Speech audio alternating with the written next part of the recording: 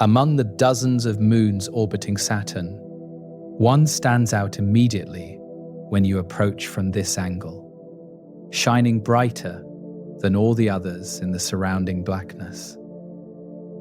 This is Enceladus, a small world of ice that reflects almost every bit of sunlight that reaches it, and you are descending toward it right now. The moon resolves from a brilliant point into a visible sphere as your spacecraft closes the distance, and the surface below shows itself as pure white ice, cleaner and fresher than almost anywhere else in the solar system.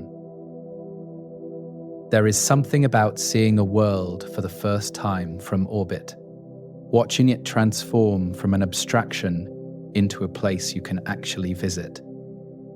And tonight, that place is Enceladus. Saturn looms enormous in the background, its bulk dominating the space beyond the moon, and the ring system extends in a thin, bright line across the planet's equator. The giant planet appears tan and cream-colored even from this distance, and you can make out the darker bands that circle its atmosphere in parallel lines. Enceladus looks tiny against Saturn's massive presence, a small sphere of ice orbiting the gas giant at a distance of about 238,000 kilometers. Even from this distance, Saturn fills a large portion of the view, while Enceladus remains small enough for its entire globe to fit comfortably within sight. You are listening to the Drowsy Astronaut, and this is a slow journey to the surface of Enceladus, one of the most remarkable moons in the solar system. We are going to land there, walk across the ice, fly through the geysers that spray ocean water into space, and explore the landscape of this active world. Feel free to let us know in the comments where you are listening from tonight. And if you enjoy this kind of slow exploration of real places in space, consider liking the video or subscribing to join us on future journeys. For now, the descent toward Enceladus continues, and the surface is getting closer. The spacecraft's trajectory brings you lower, and features on the surface begin to resolve as altitude decreases and details emerge from what was previously just a white sphere. The ice below is not uniformly smooth, but shows variations in texture and brightness, with some regions appearing slightly darker than others. Craters become visible in certain areas, while other regions show almost no cratering at all, and this variation suggests different surface ages across the moon. The brightness is remarkable from any angle, and instruments confirm what your eyes can see, that Enceladus reflects close to 100% of the sunlight that strikes it. As the descent continues, you notice something unusual on the southern horizon, faint streamers of material rising from the surface and extending upward into space. These plumes are barely visible from this angle, delicate jets that catch the sunlight and create subtle lines against the blackness beyond the moon. The South Polar region appears different from the rest of the surface, somehow more active, and those rising plumes confirm that geological activity is happening down there right now. This is one of the reasons Enceladus matters so much, because it is not a dead frozen world, but an active place where processes are ongoing. The landing site is located near the equatorial region, away from the active South Pole, but on terrain that will give you access to multiple surface types during exploration. The altitude drops steadily, and the curvature of Enceladus becomes less pronounced as you get closer, the horizon flattening out as happens when you approach any small world. 504 kilometers in diameter means Enceladus is small compared to Earth's moon. Only about 1/7 the size, and the horizon will be noticeably close when you stand on the surface. The spacecraft's guidance systems handle the descent trajectory, making small adjustments to bring you down gently onto the ice. The surface rushes up slowly at first, and then more quickly, details resolving into individual features, and you can see the texture of the ice now, the way it catches light and creates subtle shadows. Craters appear as circular depressions with raised rims, and between them, the ice shows smoothness, interrupted by small ridges and occasional cracks. The landing zone is a relatively flat area of ice with few obstacles, chosen specifically for safe touchdown, and the spacecraft descends the final 100 meters at a careful, controlled speed. The ice surface fills the view below, white and pristine, and then contact occurs as the landing legs meet solid ground. Touchdown is gentle in the low gravity, barely a bump, and the spacecraft settles onto the ice, with its systems confirming stable contact with the surface. You are on Enceladus now, standing on one of the brightest objects in the solar system, and outside the windows, the landscape extends in all directions. The ice is right there, just beyond the airlock, and above the horizon, Saturn hangs in the black sky like something impossible. Preparation for surface operations takes a few minutes, checking suit systems and airlock integrity, and then the outer door opens and you step out onto the ice. The first step onto Enceladus feels different from stepping onto larger worlds because the gravity is so minimal, just barely holding you to the surface. Your weight here is about 1% of what it would be on Earth, and each movement requires adjustment to avoid bouncing too high or losing contact entirely.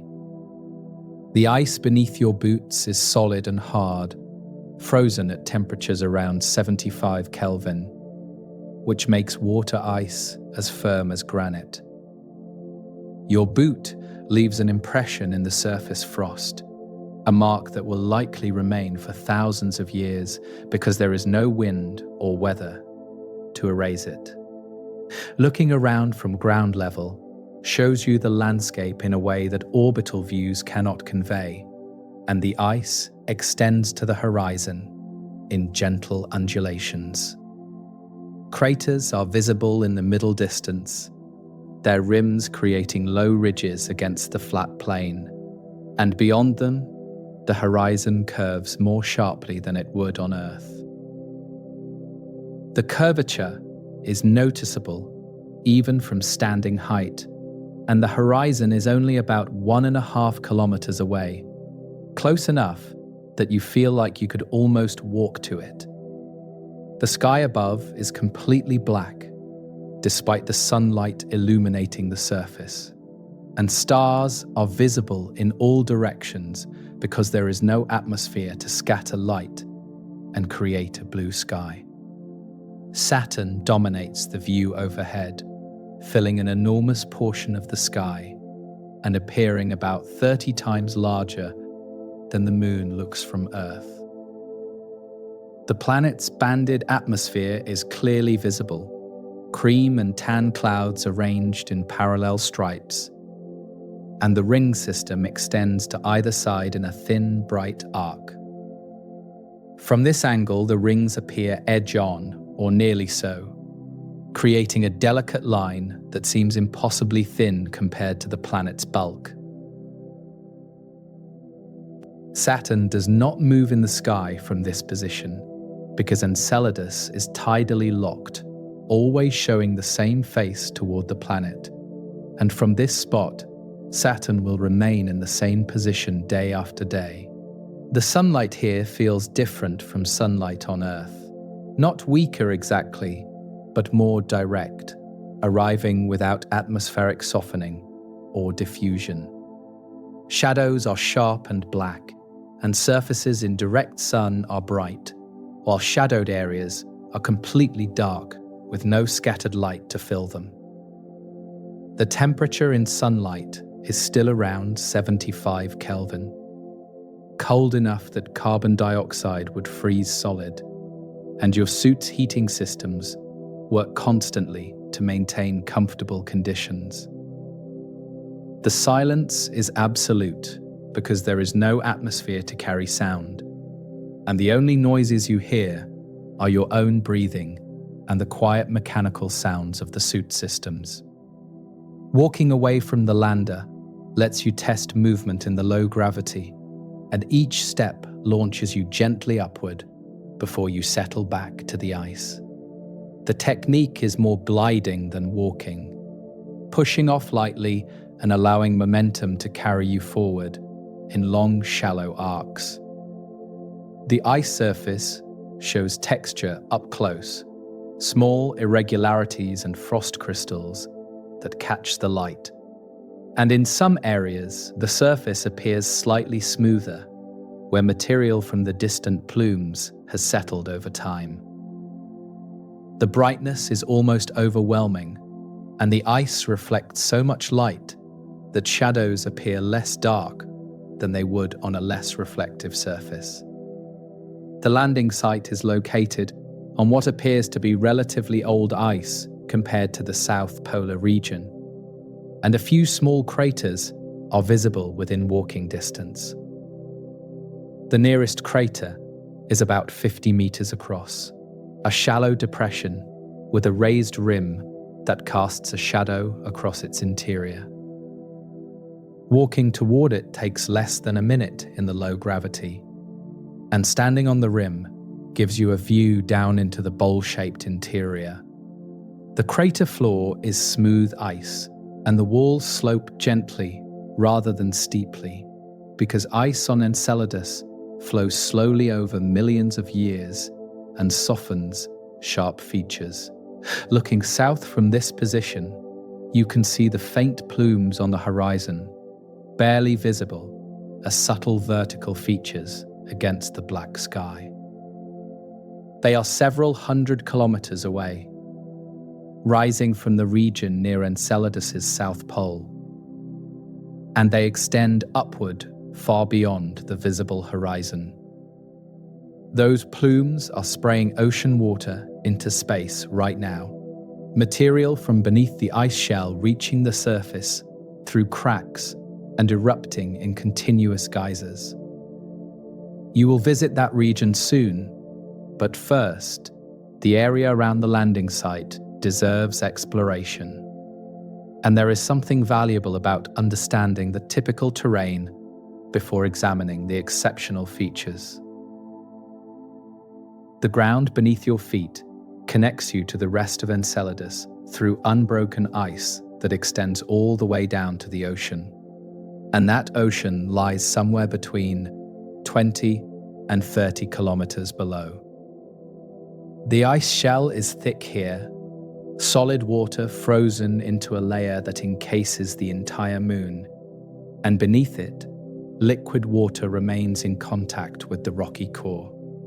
Standing here means standing on the roof of an ocean, a sea that contains more water than some of Earth's smaller seas, and that has existed in darkness for possibly millions of years. The exploration of the landing site continues for several hours, examining the ice, documenting surface features, and collecting initial data about this region of Enceladus. The time passes in a rhythm of observation and movement, walking across the ice to examine craters and ridges and smooth plains between features. Eventually, you return to the lander, and preparations begin for the next phase of the mission, which involves lifting off and flying toward the South Polar region. The spacecraft sits where you left it on the ice, its landing legs resting firmly on the surface, and the airlock cycles you back inside. Life-off from Enceladus requires very little thrust because the gravity is so weak, and the spacecraft rises gently from the ice with almost no sense of acceleration. The landing site shrinks below you, your footprints visible as small marks on the bright surface, and altitude increases steadily as the ascent continues. The horizon expands as you climb, and more of Enceladus becomes visible with each passing minute, the curvature increasing and the full sphere beginning to resolve. Saturn remains enormous in the background, unchanging in position, and the contrast between the tiny moon and the giant planet becomes more apparent from this higher vantage point. The trajectory arcs toward the south, and the spacecraft's systems adjust the path to bring you toward the polar region where the plumes originate. From this altitude, the surface features appear more clearly, and you can see the variation in terrain that exists across Enceladus's face. The northern regions show more cratering, older ice marked by millions of years of impacts, while areas closer to the equator show mixed terrain. The South Polar region ahead appears different from everything else, smoother and less cratered, and the plumes rising from it are becoming more distinct as distance decreases. The plumes are the target now, and the flight path will take you directly through them, so instruments can sample the material and analyze what is being sprayed into space. These jets of water and ice have been erupting for thousands of years at minimum, and possibly much longer, fed by the ocean below and vented through cracks in the ice shell. The Cassini spacecraft flew through these plumes multiple times between 2005 and 2015, and the data it collected transformed our understanding of Enceladus. Now you are approaching the same phenomenon, about to experience firsthand what those instruments detected from a distance. As you get closer, the structure of the plume field becomes more apparent, and what looked like a single feature from far away resolves into multiple individual jets rising from different points. The plumes are not uniform, but rather consist of distinct streams that emerge from specific locations and then spread and merge as they rise. Some jets appear denser than others, carrying more material, and the tallest reach heights of 500 kilometers or more above the surface. The spacecraft continues its approach, and the plume field ahead fills more of the view, delicate streamers of ice particles extending upward into the vacuum. The South Polar region below shows distinctive features even from this distance, and you can make out linear structures on the surface that must be the fractures where the plumes originate. These fractures appear as parallel lines, darker than the surrounding ice, and they extend for significant distances across the polar terrain. There are 4 main fractures, each roughly 130 kilometers long, and they have been named Damascus, Baghdad, Cairo, and Alexandria, after cities. Entering the plume field happens gradually rather than suddenly, and the first sign is a slight haziness that appears around the spacecraft as ice particles begin to surround you.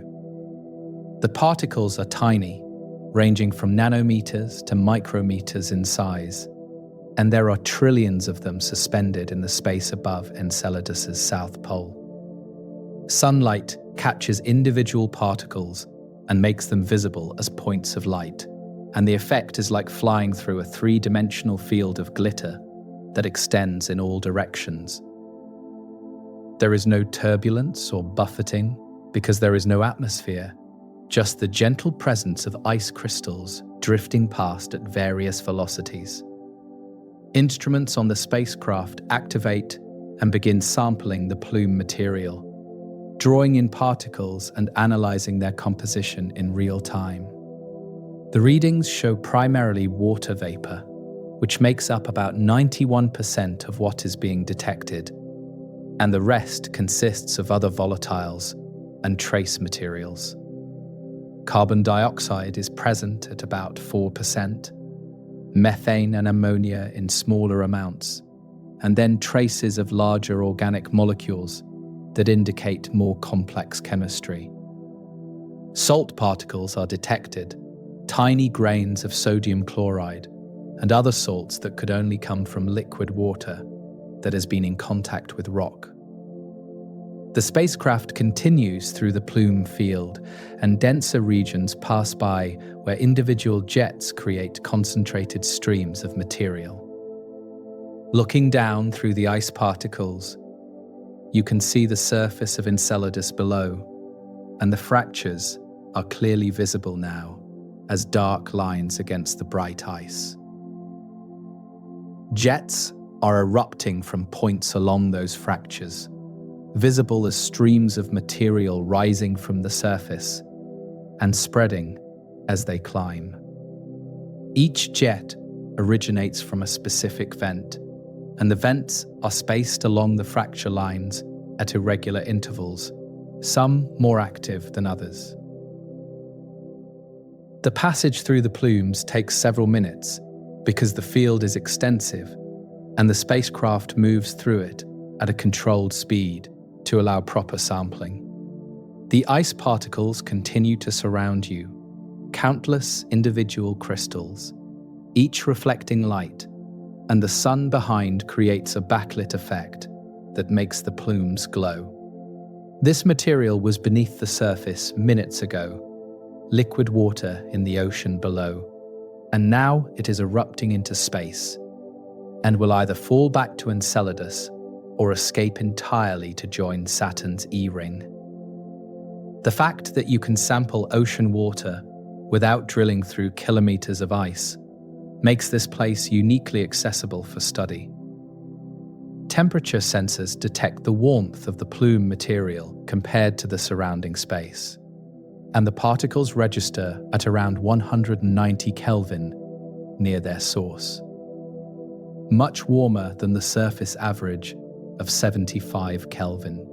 This warmth indicates that heat is flowing from below, carried up through the fractures by the erupting water, and released into space. The total heat output from the South Polar region is enormous for such a small moon, about 15 gigawatts, and the source of that heat is one of the most important aspects of understanding Enceladus. Looking ahead through the thinning plume field, you can see where the particle density decreases and clear space returns beyond the main eruption zone. The spacecraft emerges from the plumes on the far side, and looking back shows the full structure from this new perspective. The plumes appear as delicate fans rising from the surface, multiple jets merging into broader streams that extend upward until the particles either fall back or drift away. The South Polar region below looks small from this altitude, a relatively compact area of geological activity on a moon that is otherwise quiet. The trajectory now curves back toward the surface, descending toward the South Polar terrain for a closer look at the fractures and the landscape around them. The altitude drops, and features on the ice below become clearer, resolving into ridges and smooth plains, and the distinctive linear fractures that cut across the region. The spacecraft's guidance systems select a landing site on smooth ice near Damascus Sulcus, close enough to examine the fracture, but not so close that landing becomes hazardous. The descent continues, and the ice rises to meet you once again. Touchdown occurs on terrain that looks different from the equatorial landing site, smoother and less cratered, and stepping out onto the surface confirms that you are on younger ice. The ground here feels the same underfoot, solid and cold, but the texture is slightly different, and the nearby features are more dramatic. Damascus Sulcus is visible to the south, a dark line cutting across the bright ice, and steam or ice particles are visible rising from points along its length. The temperature here registers warmer than at the equatorial site, around 190 Kelvin instead of 75, and that 100-degree difference is enormous in percentage terms, even if both temperatures are far below freezing by Earth standards. Saturn remains overhead in the same position it occupied at the first landing site, because you have not traveled far enough around Enceladus to change the view significantly. And the planet continues to dominate the sky. The plumes you just flew through are directly above now, and looking up shows the jets rising from the landscape around you and extending toward space. Some of the ice particles falling back from the plumes drift down like slow snow, settling onto the surface and adding to the ice that already exists. This constant deposition means the surface here is being renewed continuously, and any features that form are eventually buried under fresh ice from above. Walking toward Damascus Sulcus becomes the immediate goal, and the fracture is close enough to reach in a few minutes of careful movement across the ice. The terrain between the landing site and the fracture is smooth, with occasional low ridges, and the ice shows the blue-green coloration that indicates larger grain size compared to the powdery white ice elsewhere. This color difference comes from the way ice crystals form at different temperatures, and the warmer conditions near the fractures allow larger crystals to grow. The fracture itself becomes more impressive as you approach, and its true scale becomes apparent only when you stand near the edge. Damascus Sulcus stretches across the landscape ahead of you, a crack in the ice that extends beyond the horizon in both directions, and approaching the edge reveals the fracture's true dimensions. The fracture is roughly 2 to 4 kilometers wide, depending on location, and from where you stand, the far side is visible as a ridge in the distance.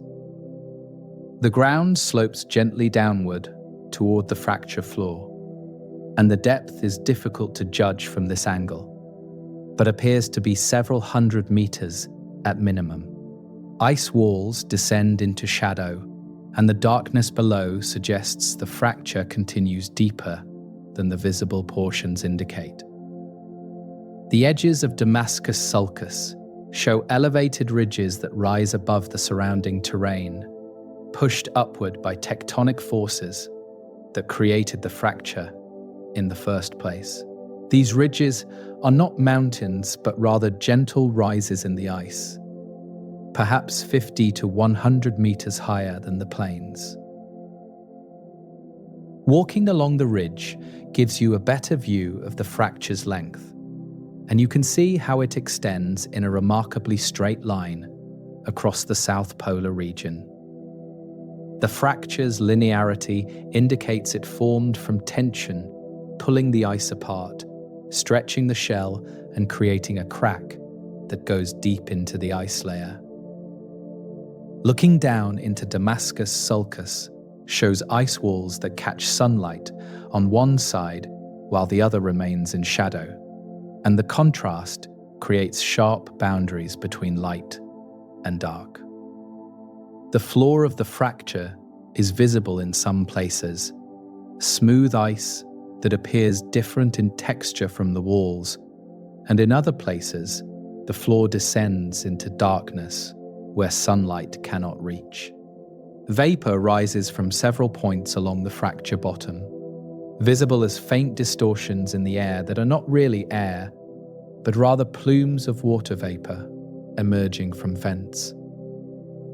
These are the sources of the geysers you flew through earlier, and seeing them from the surface provides a different perspective on the process. The vents along Damascus Sulcus are not evenly spaced, but rather occur at specific locations where conditions allow material to reach the surface, and each vent has its own characteristics.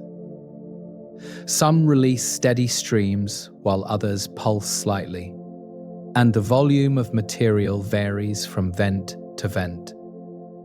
The largest vents create visible jets that rise hundreds of meters before the particles begin to spread and slow, while smaller vents produce gentler releases that barely clear the fracture rim. All of them contribute to the total mass being ejected, about 200 kilograms per second, from the entire South Polar region.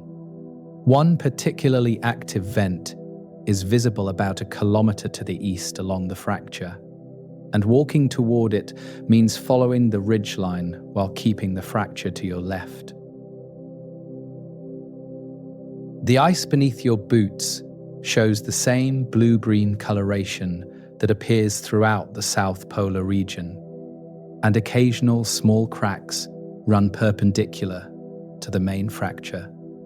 These smaller cracks are surface features rather than deep fractures, stress marks where the ice has responded to the forces pulling Damascus Sulcus apart.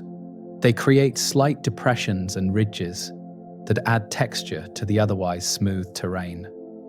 Reaching the position above the active vent gives you a direct view of the eruption, and the sight is remarkable in its quiet intensity, material spraying upward without sound or violence. The vent opening is perhaps 10 meters across, a hole in the fracture floor where water vapor and ice particles emerge under pressure and accelerate upward. The stream rises vertically at first and then begins to spread as particles follow ballistic trajectories in the low gravity, some falling back while others reach escape velocity and continue upward indefinitely. Sunlight catches the ice particles and makes the jet visible as a bright column against the darker background of the fracture. The mechanism behind the eruption is straightforward, even if the details remain uncertain, and the basic process involves liquid water beneath the ice shell finding a pathway to the surface through the fracture. The ocean below is under pressure from the ice above, and when cracks penetrate deep enough to reach the liquid, that pressure drives water upward. The water likely flashes to vapor as pressure decreases during ascent, and the rapid expansion accelerates the material and carries ice particles along with the vapor. The process is continuous rather than episodic, fed by the ocean's vast reservoir and powered by the pressure differential. Standing near the vent means standing within range of fallback material, and ice particles drift down around you like extremely slow snow, each particle settling onto the surface and adding to the accumulated ice. Your suit registers the impacts as tiny contacts, too small to feel through the insulation, but detectable by the suit's sensors. The particles are cold despite coming from a relatively warm source, and they freeze solid as soon as they land and join the surface ice. Over time, this deposition builds up layers, and the South Polar terrain is composed largely of material that fell from plumes, over thousands or millions of years. The view from this position includes 3 of the other tiger stripe fractures, and you can see Cairo sulcus to the west, Baghdad sulcus to the north, and a portion of Alexandria sulcus beyond that. Each fracture shows the same characteristics as Damascus: parallel dark lines cutting across bright ice, with plumes rising from points along their lengths. The 4 fractures together define the South Polar region, and the area they enclose is the warmest and most active terrain on Enceladus. Temperature measurements show the heat is concentrated in narrow bands along the fractures, rather than spread evenly across the region. Looking down into Damascus sulcus again, you notice the ice walls show layering in some places, visible as subtle horizontal lines that suggest the ice accumulated in distinct events, rather than forming all at once. These layers might represent different periods of plume activity, times when more or less material fell from above and created variations in the ice's structure. The walls also show some areas where the ice appears clearer, and other areas where it looks more opaque. And these differences probably reflect variations in grain size or the presence of trapped gases or other materials mixed with the water ice.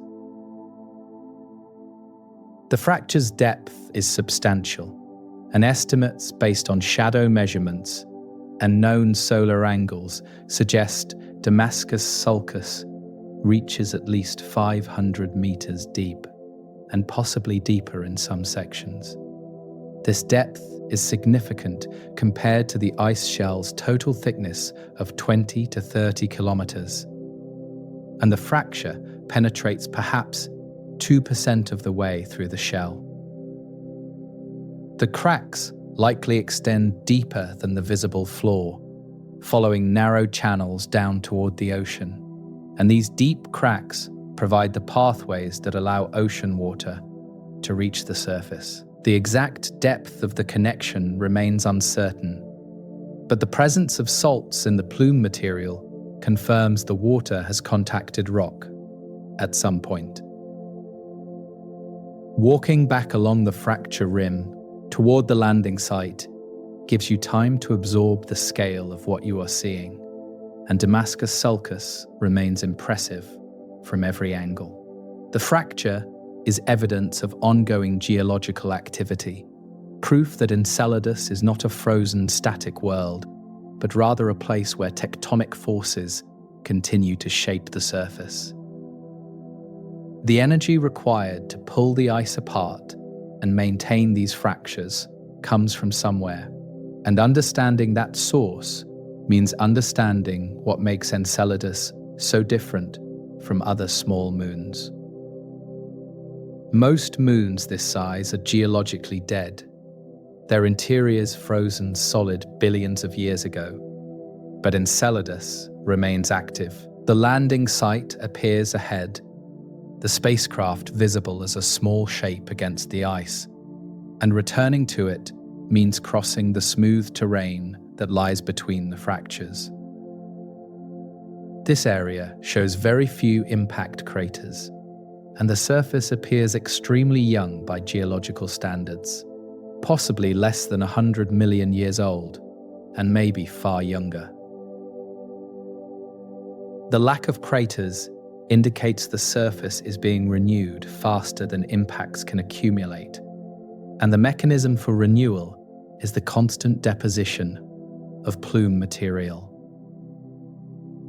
Every square meter of this region receives a steady rain of ice particles from above, and over time, those particles bury older features and create new surface layers. Saturn remains overhead, as it has throughout your time on the surface, and the planet's appearance does not change despite your movement across Enceladus's surface. The rings are visible edge-on from this angle, creating a thin, bright line that extends across Saturn's equator. And the line appears perfectly straight, even though you know the rings are actually a broad disk seen from a narrow perspective. The cloud bands on Saturn's face are faintly visible, and the planet's tan color looks warm compared to the cold white ice beneath your feet. The contrast between the giant planet and the small moon emphasizes the scale differences in the Saturn system. Looking south from the landing site, Damascus Sulcus is visible as a dark line with plumes rising from it. And beyond it, the ice continues toward the pole itself. The South Polar region is relatively small, spanning perhaps 50 to 60 kilometers across, and walking its full extent would take many hours, even in the low gravity. The 4 tiger stripes define the area, and the terrain between and around them shows the effects of the geological activity. Smooth ice with minimal cratering and occasional ridges where the surface has deformed. This entire region is the geological heart of Enceladus, the place where internal processes express themselves most obviously. Moving away from the immediate vicinity of Damascus Sulcus means crossing the smooth ice plains that fill the spaces between the tiger stripe fractures. And the terrain here shows characteristics distinct from both the fractures themselves and the older surfaces farther north. The ice underfoot is bright white in most places, but shows the blue-green tint near the fractures, and the transition between colors is gradual rather than sharp.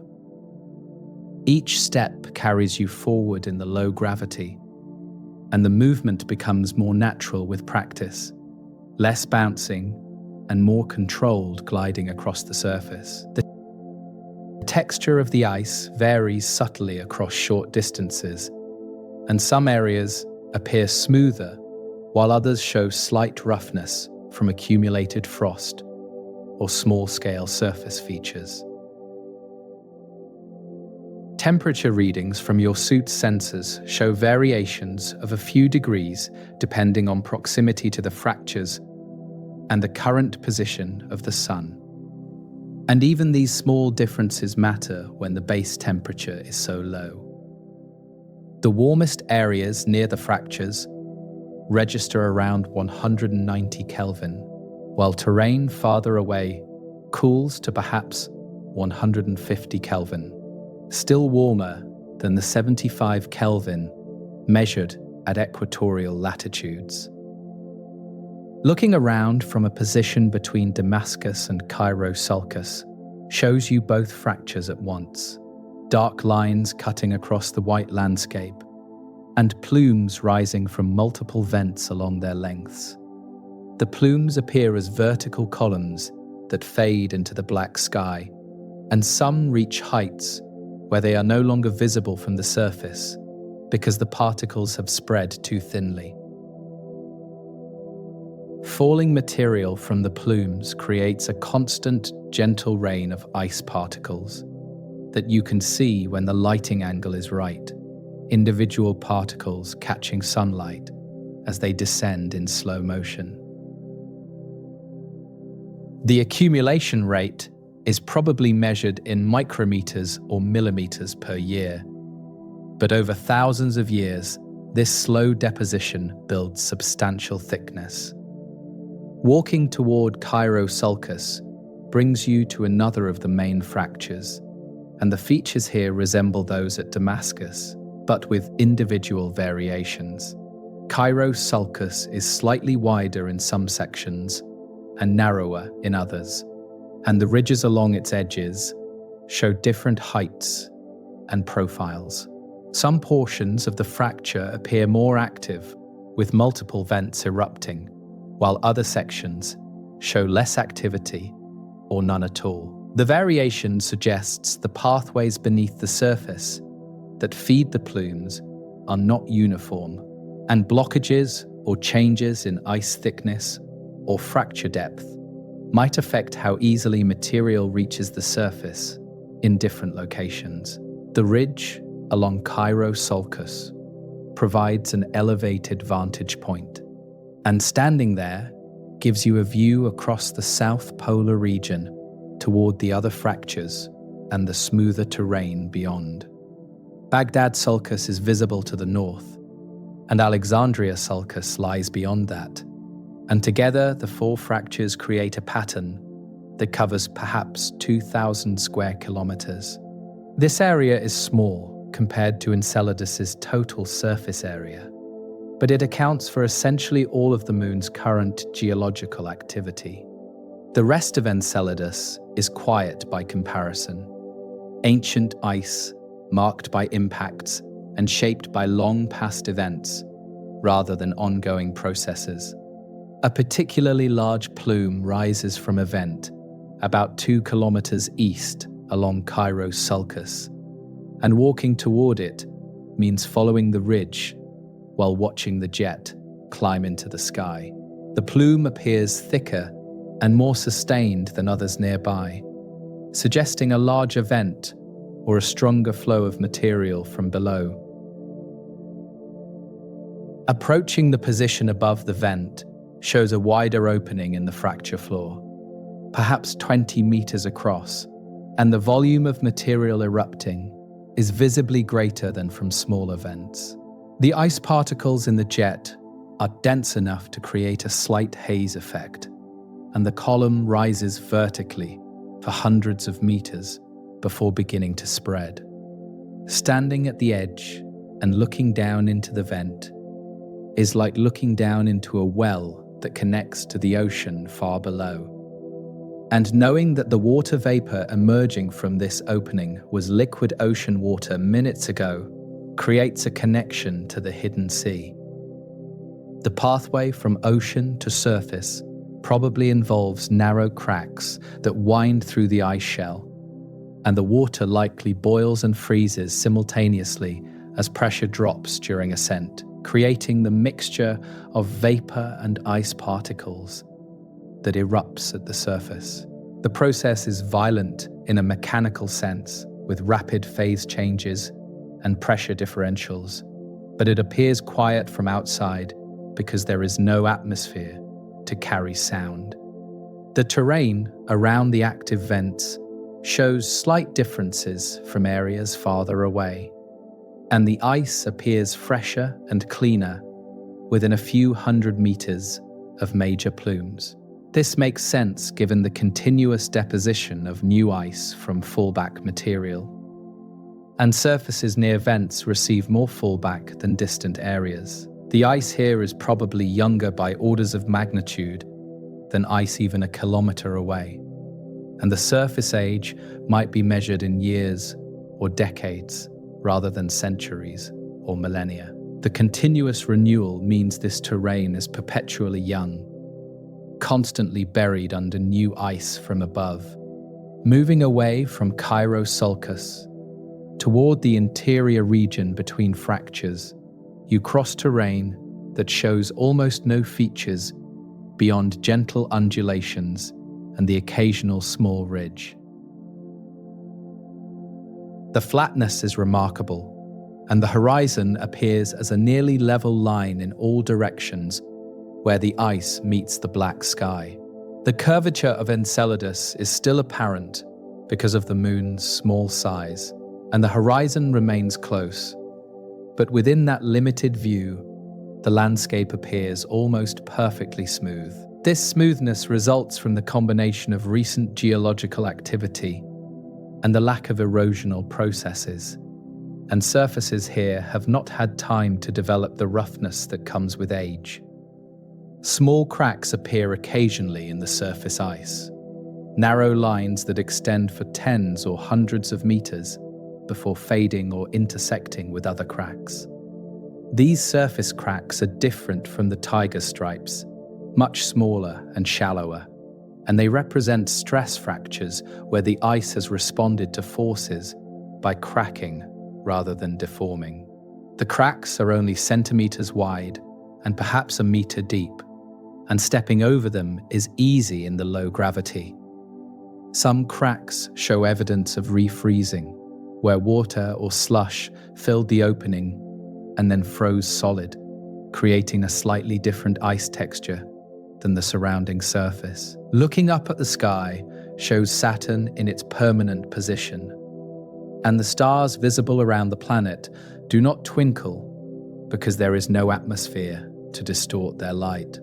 Each star appears as a steady point, and the familiar constellations are visible in their expected positions because Enceladus's distance from Earth is small compared to the distance to stars.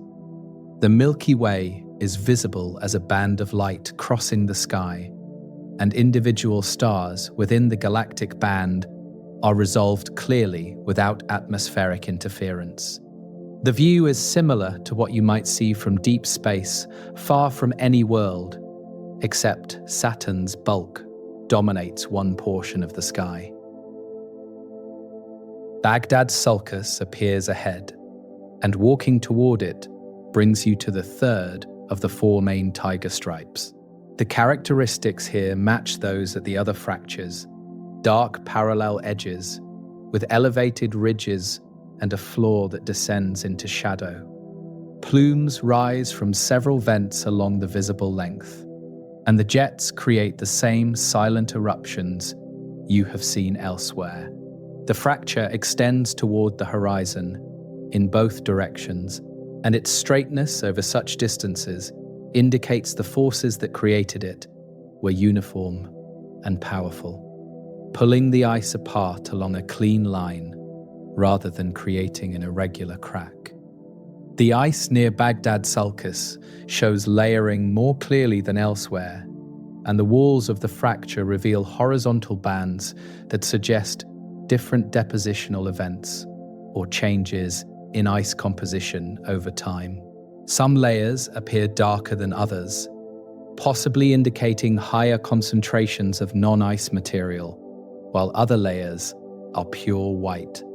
The layering is subtle and requires close observation to notice, but it suggests the South Polar region has a history of varying activity levels. Periods of heavy plume deposition might alternate with quieter times, and the ice records these variations as layers of different thickness or composition. Walking along Baghdad Sulcus toward the west brings you closer to Alexandria Sulcus, the fourth main fracture, and the terrain between them shows the same smooth characteristics as elsewhere in the South Polar region. The distance between fractures varies, and in this area they are separated by about 10 kilometers. Close enough to see both at once, but far enough that the walk takes time, even in low gravity. The landscape between the fractures is peaceful in its stillness, bright ice extending in all directions, without movement or sound, and only the falling particles from distant plumes provide any sense of ongoing activity. Reaching Alexandria Sulcus completes your tour of the four main tiger stripes, and this fracture shows the same features as the others, while maintaining its own individual character. Some sections appear more heavily cratered than others, suggesting age variations along the fracture's length. And certain vents are more active while others seem dormant, or nearly so. The overall impression is of a geological system that is complex and variable, with each fracture and each vent behaving according to local conditions beneath the surface. The regularity of the four parallel fractures suggests a large-scale pattern, but the details vary from place to place.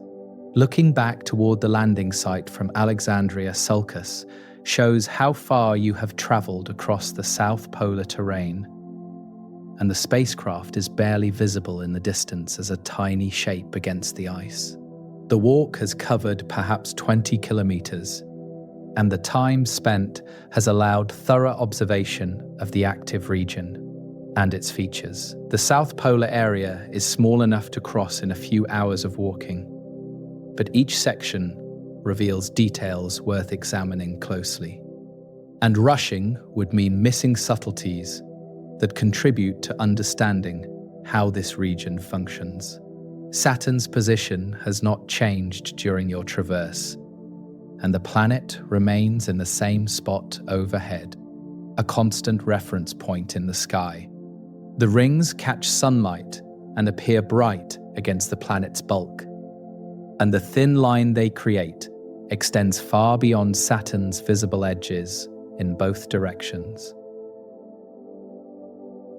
From Enceladus, the rings look impossibly delicate, a structure that seems too thin to exist, but remains stable through orbital mechanics and gravitational balance. The rings are composed of countless ice particles, each one orbiting Saturn independently, and together they create a structure hundreds of thousands of kilometers across but only tens of meters thick in most places. The journey back toward the landing site means retracing your path across the smooth ice, passing the tiger stripes you visited earlier, and crossing the terrain between them. The landscape looks the same from this direction: bright white ice with the distinctive blue-green tint near fractures, and plumes continuing their quiet eruptions without change. The consistency is almost hypnotic, and walking across this terrain creates a sense of timelessness, as if the South Polar region exists in a steady state that has persisted for ages. In reality, the region is dynamic, but the timescales are long enough that hours of observation show no visible change. Returning to the spacecraft, after exploring the South Polar terrain, means preparing for the next phase of the journey. And the plan now involves traveling northward across Enceladus's surface to see how terrain changes with distance from the active region. The lander sits on the ice where you left it, and boarding brings you back into the controlled environment of the cabin after hours of surface exploration.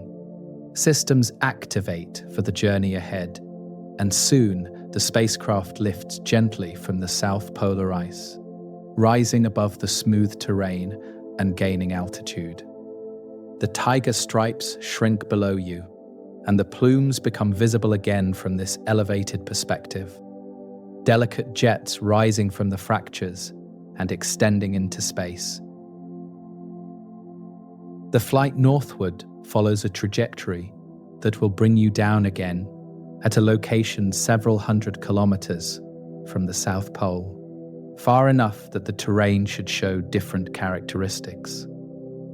Altitude allows a broad view of Enceladus's surface, and you can see the variation in terrain types from this vantage point. The South Polar region appears as a bright, smooth area with the dark lines of the tiger stripes cutting across it, while terrain to the north shows more texture and features.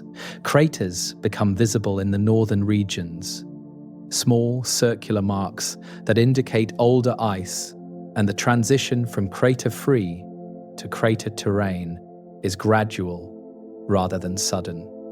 The descent toward the new landing site brings you down onto ice that looks different from the South Polar terrain, less smooth and more textured, and the brightness remains high, but the color is pure white without the blue-green tint.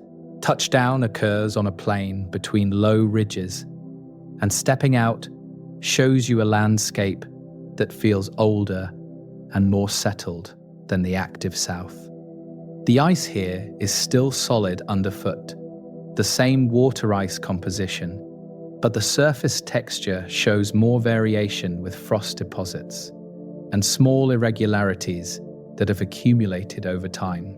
The temperature reads around 75 Kelvin, the standard surface temperature, away from the heated South Polar region. Looking around from the new landing site shows terrain that extends toward low hills in the distance, and several impact craters are visible within a few kilometers. The nearest crater is perhaps 300 meters across, larger than the small craters near the equatorial landing site, and its rim rises noticeably above the surrounding plain. Walking toward the crater means crossing ice that shows more surface features than the South Polar Plains, small ridges and shallow depressions that create gentle topography. The ice reflects sunlight intensely, and even though this terrain is millions of years older than the South Polar surface, it remains extremely bright by solar system standards. Saturn continues to hang overhead in its fixed position, and the planet's appearance has not changed despite your movement across hundreds of kilometers. The tidal locking that keeps the same hemisphere facing Saturn means that from any location on Enceladus's near side, the planet remains in the same place in the sky. Only by traveling around to the far hemisphere would you lose sight of Saturn entirely. And from there, the planet would never rise above the horizon. Your current position is still on the near side, and Saturn dominates the view upward, its rings and cloud bands clearly visible. The crater ahead shows more definition as you approach, and the rim appears as a raised ring around a depressed interior.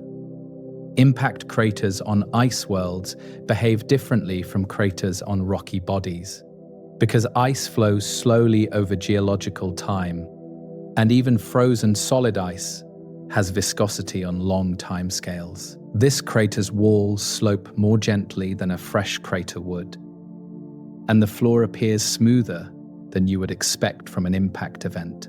The crater has relaxed over millions of years, the ice flowing imperceptibly and softening the sharp features that existed when the impact occurred. The process is so slow that it would be invisible even if you watched for a human lifetime. But given enough time, the crater will eventually disappear entirely as the ice flows and fills the depression. Standing on the crater rim gives you a view into the bowl-shaped interior, and the floor lies perhaps 50 meters below the rim level, shallow for a crater of this size.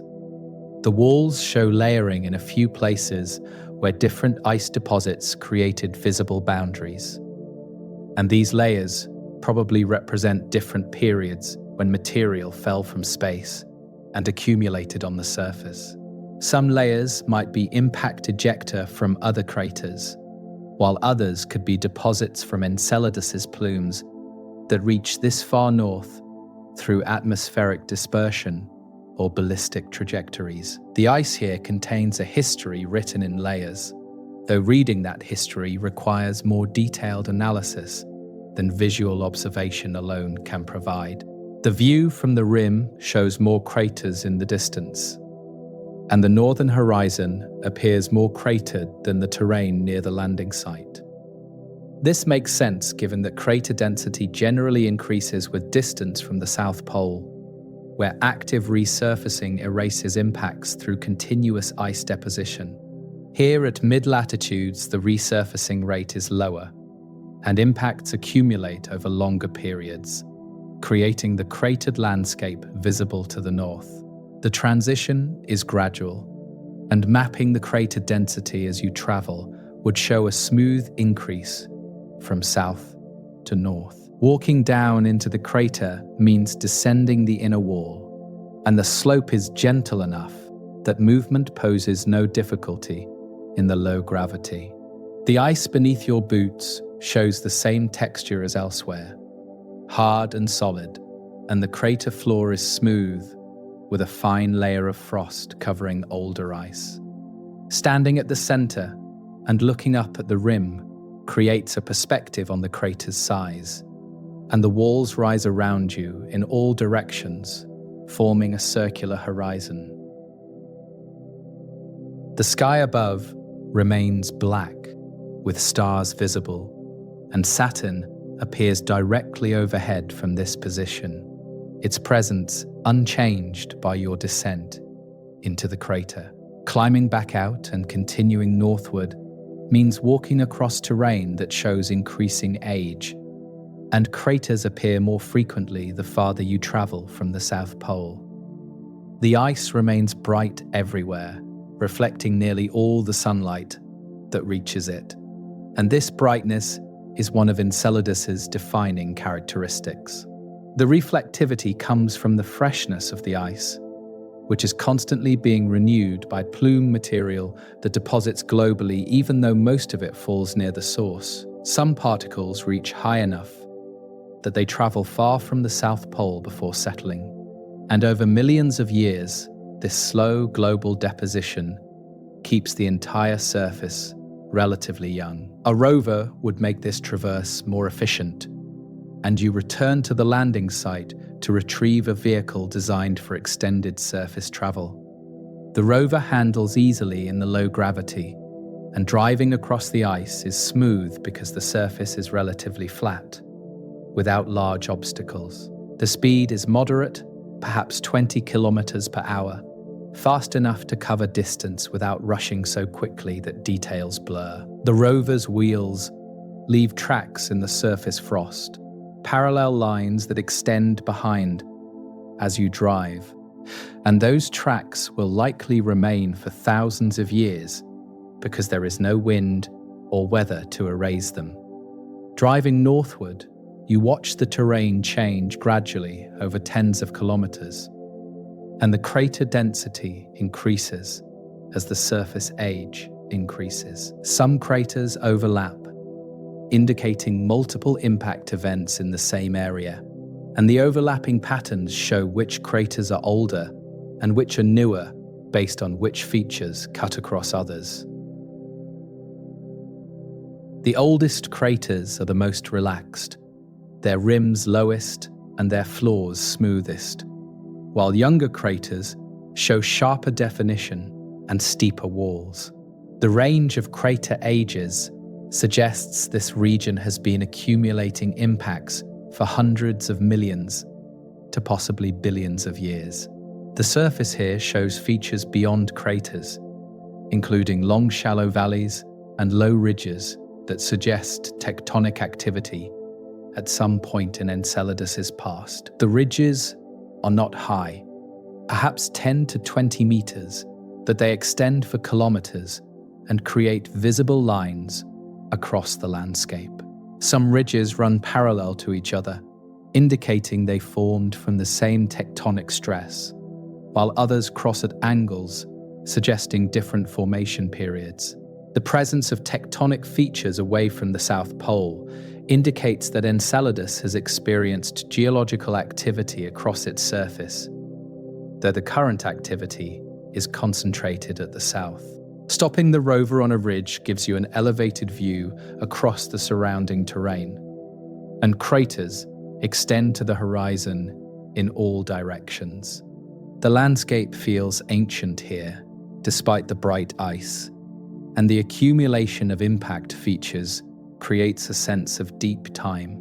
Each crater represents an event when a comet or asteroid fragment struck this surface, and the number of craters reflects millions of years of exposure to the impact hazard in the Saturn system. The impact rate is low compared to the inner solar system, but over long enough periods, even a low rate produces substantial cratering. Looking south from this position, you can no longer see the plumes or the tiger stripes because they are beyond the horizon, and the curvature of Enceladus hides the south polar region from view. The distance traveled is roughly 200 kilometers, far enough that features at the pole are out of sight, even from elevated positions. The connection to the active region feels more distant here, and the terrain around you seems separate from the geological activity you observed earlier. This part of Enceladus is quiet, shaped primarily by ancient processes rather than ongoing events. Saturn remains in its position overhead, and the planet serves as a constant reference point during the traverse. The rings appear as a thin line crossing Saturn's equator, and the line's thickness suggests you are viewing them at a slight angle rather than perfectly edge-on. The rings extend far beyond Saturn's visible edges, and tracking their line toward the horizon shows they would reach far into space if you could follow them. The entire ring system is one of the solar system's most distinctive structures, and seeing it from Enceladus provides a perspective that emphasizes both its scale and its delicacy. Continuing the drive northward brings you through more cratered terrain, and the landscape maintains its character for many kilometers.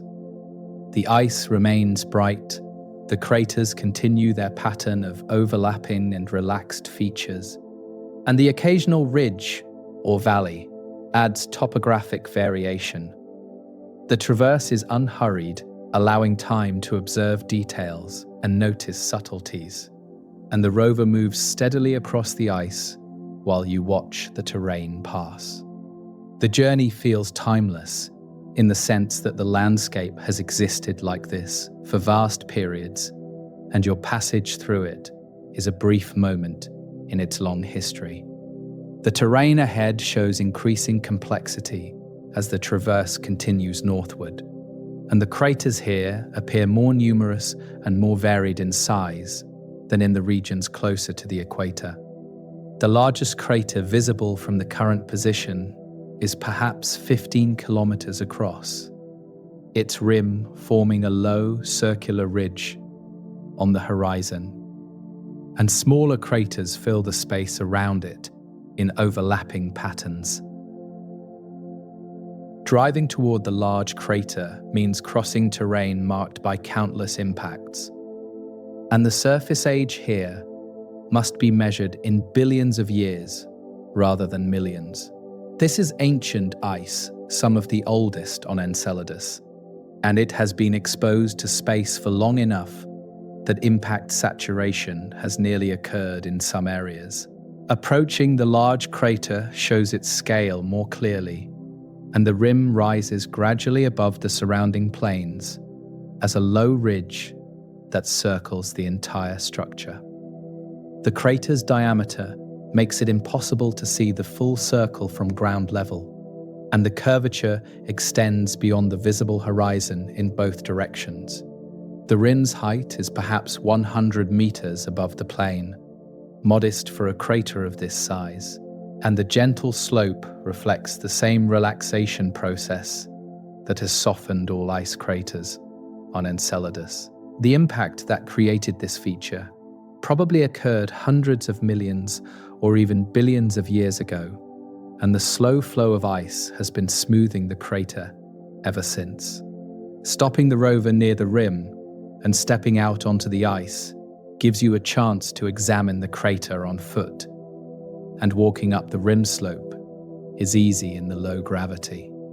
The rim's surface shows the same bright ice that covers the rest of Enceladus, and frost deposits create a fine coating over the older ice beneath. Small secondary craters appear on the rim, impacts that occurred after the main crater formed, and their presence indicates significant time has passed since the original event. Some of the secondary craters show sharper features than the main crater, confirming they are younger and have experienced less relaxation. The view from the rim shows the crater interior extending below, and the floor is flat and smooth, with a few small features that might be central peaks or remnants of ejecta deposits. The floor lies perhaps 200 meters below the rim, and the distance across to the far rim is too great to see the opposite side clearly. The interior appears bright, like the exterior, suggesting even the crater floor has been resurfaced by plume material over time, though at a slower rate than the South Polar region. The crater's age and the condition of its interior provide information about Enceladus's geological history and the rate at which surfaces are renewed. Looking beyond the crater shows more heavily cratered terrain extending northward, and this region represents the oldest continuously exposed surface on Enceladus. The crater density is high enough that new impacts must overlap or destroy existing craters, a state called saturation, where the surface cannot accumulate more craters without erasing old ones. The age required to reach saturation depends on impact rate, and in the Saturn system, where impacts are relatively rare, reaching this state takes billions of years. The terrain before you has likely remained exposed for most of Enceladus's history, unchanged except by impacts and the slow, viscous flow of ice. Descending from the rim and returning to the rover, you notice the tracks left by the wheels earlier and your own footprints from the walk to the rim. Both sets of marks are clearly visible in the frost, and they will remain here until some process erases them, which might not happen for millennia. There is something quietly profound about making marks that will outlast civilizations, and the permanence of features on airless worlds gives every action a lasting quality. Your passage across Enceladus is being recorded in the ice, and the tracks you leave become part of the moon's surface history. Driving around the large crater rather than crossing it keeps you on the plains, and the route takes you past smaller craters that show various stages of relaxation and overlap. Some craters are barely visible as shallow depressions, their rims almost completely flowed away, while others show clearer definition, indicating relative youth. The variation in crater conditions allows rough age estimates, and heavily relaxed craters are clearly older than sharp-rimmed ones. The landscape becomes a timeline written in ice, with each feature representing a different point in Enceladus's long history. The terrain here shows evidence of past tectonic activity, in addition to impact cratering and long grooves cut across the cratered plains in certain areas. These grooves are different from the tiger stripes, smaller and less active, and they appear to be ancient features formed during an earlier period of geological stress. The grooves run parallel to each other in sets, creating patterns that extend for tens of kilometers, and their straightness indicates they formed from tension pulling the ice apart. Some grooves are partially filled with ice, suggesting they have been inactive for long periods and have experienced slow infilling through ice flow or deposition. One particularly prominent groove crosses the route ahead, and stopping to examine it shows a linear depression perhaps 50 meters wide and 10 meters deep. The edges are rounded and softened by time, and the floor is filled with smooth ice that appears slightly different in texture from the surrounding surface. Walking into the groove means descending a gentle slope, and the depression's linearity is apparent from inside because the walls extend in straight lines in both directions. The groove likely formed when Enceladus's ice shell experienced stress and cracked, and the depression represents the surface expression of that crack. The groove is no longer active, and whatever forces created it have long since ceased. Exiting the groove and continuing northward brings you into a region where smooth terrain appears amid the cratered plains, and the contrast is striking. These smooth areas lack craters almost entirely, and they appear as patches of fresh ice surrounded by heavily cratered terrain. The smooth regions are not connected to the south polar activity, but rather represent separate resurfacing events from Enceladus's past. The mechanism might have been cryovolcanic flows, where liquid water or slush reached the surface and froze, or it might have been tectonic activity that created new surface ice. Whatever the cause, these areas are significantly younger than the surrounding cratered plains. Driving onto one of the smooth patches shows the surface texture change immediately, and the ice here resembles the south polar terrain in its lack of craters and its relative smoothness.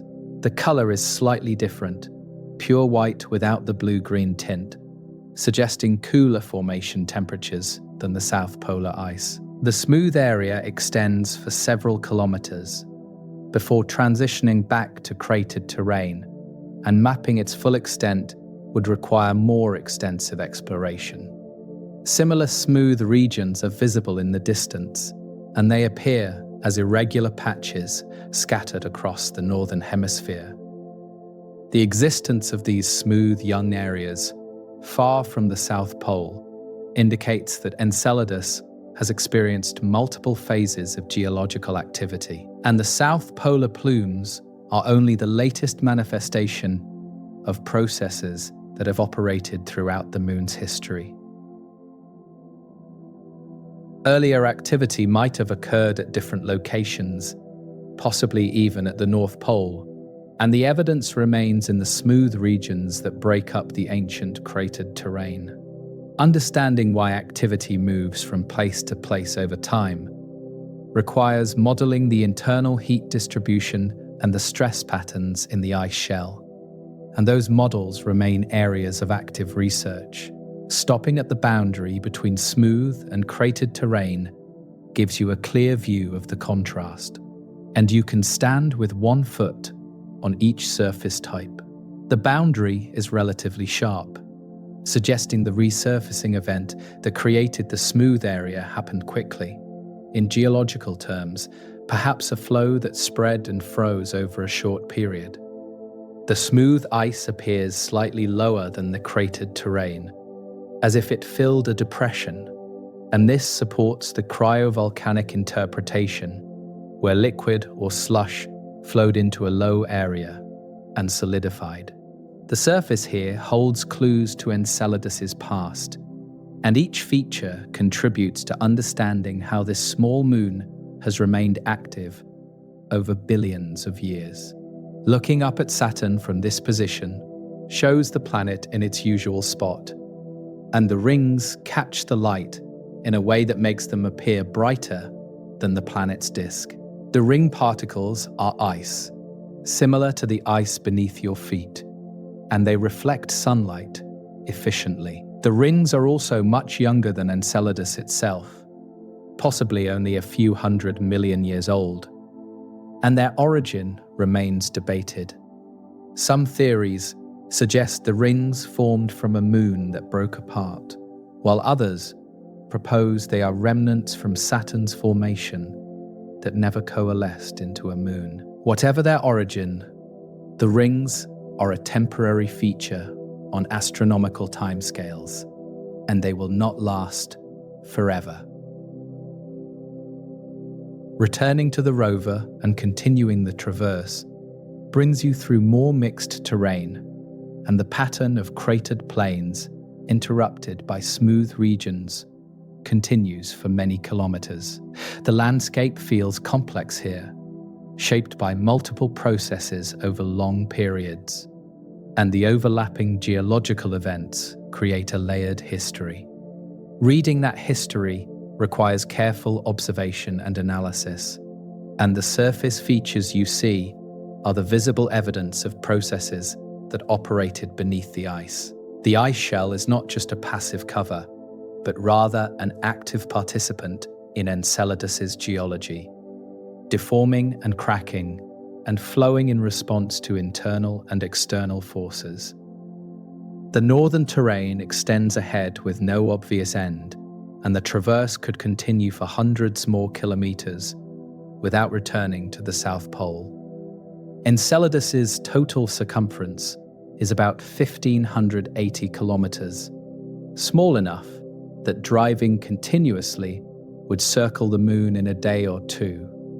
But the diversity of terrain makes every section worth exploring.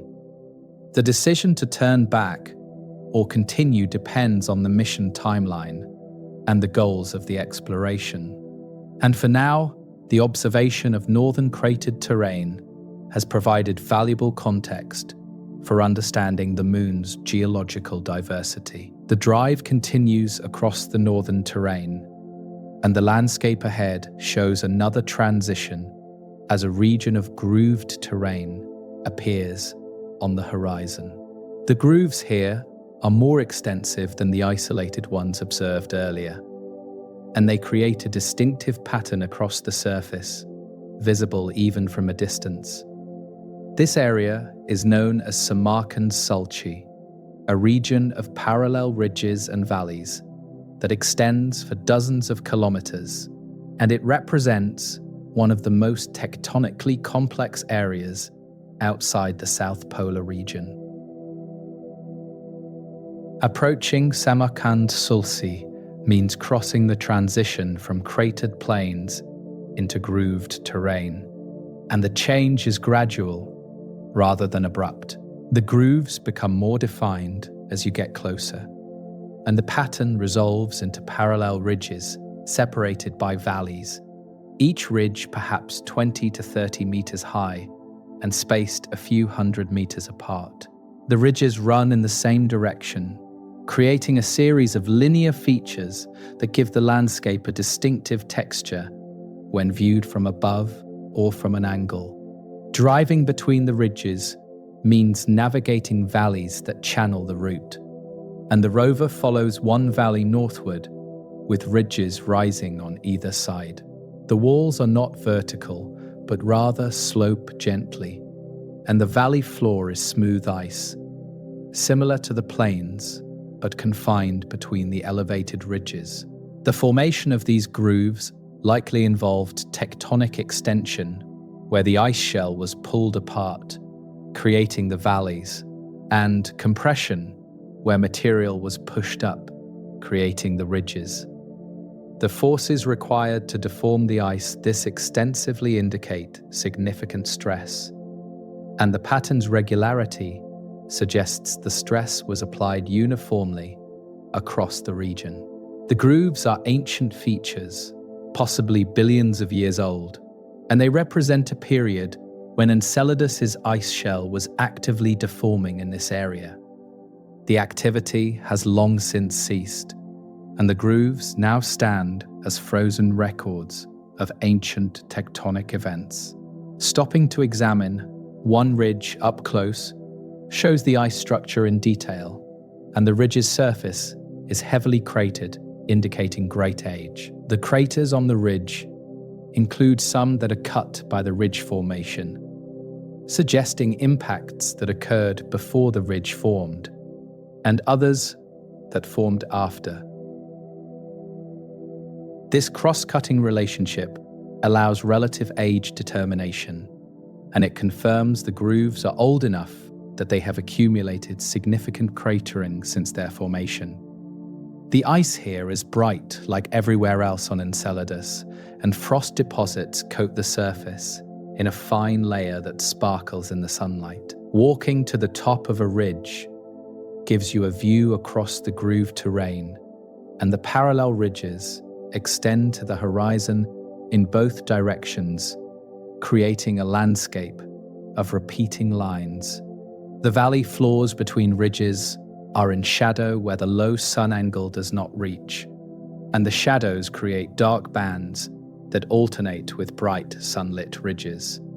The pattern is visually striking, and it demonstrates how tectonic forces can create large-scale structure on small moons. Similar grooved terrain exists on other icy moons, and the process appears to be common wherever ice shells experience stress from tidal forces or orbital changes.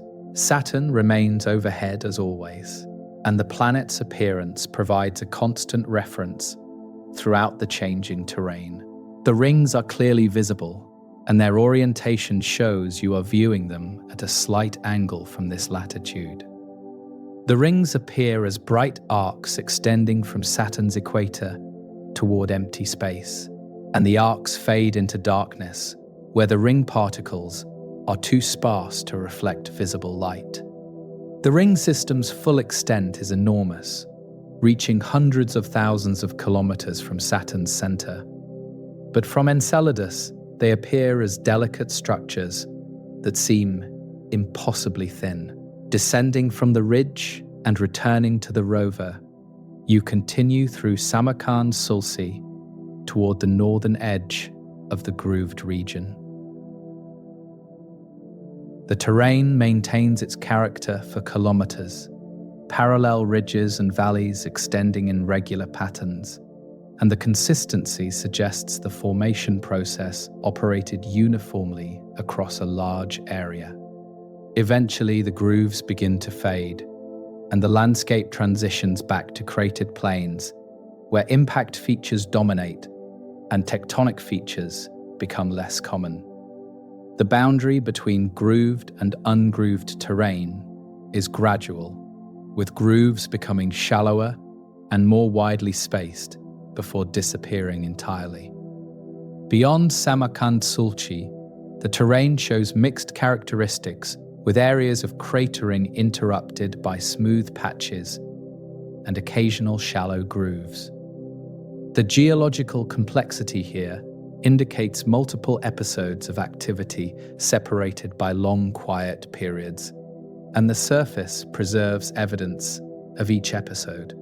Some smooth areas might be cryovolcanic deposits where liquid water reached the surface and froze, while others might be tectonic features where fresh ice was exposed by faulting. Distinguishing between formation mechanisms requires detailed analysis of surface composition and structure, but the visual appearance provides initial clues about each feature's origin. One particularly interesting smooth region appears ahead, and driving toward it shows an area of bright ice with almost no craters and a slightly lower elevation than surrounding terrain. The region's shape is irregular, suggesting it fills a pre-existing depression, and the surface texture is smoother than the plains. Stopping at the edge and examining the boundary shows the smooth ice appears to lap against the cratered terrain, a relationship consistent with a flow that spread and then froze. The smooth region extends for several kilometers, and its lack of cratering indicates it is relatively young by geological standards, though still possibly millions of years old. Walking onto the smooth ice shows the surface is extremely flat with minimal texture, and the reflectivity is very high even compared to typical Enceladus terrain. The ice here might have formed from water that was relatively pure, without the dust and rock particles that can darken ice, and the formation conditions might have been calm enough that the surface froze smoothly, without creating roughness. The area feels different from other smooth regions observed earlier, and the specific conditions that created this feature might have been unique. Sampling would reveal the ice's composition and structure, but visual observation alone shows this is unusually pristine ice. Looking across the smooth region from the center shows how extensive it is, and the far edge is barely visible near the horizon. Walking to the far edge would take considerable time, and the rover provides more efficient transportation across the flat terrain. Driving across the smooth ice is effortless because the surface lacks obstacles and the wheels glide over the ice with minimal friction. The smoothness creates a sense of speed even though the actual velocity is moderate, and the landscape streams past as you cross the region toward its northern boundary.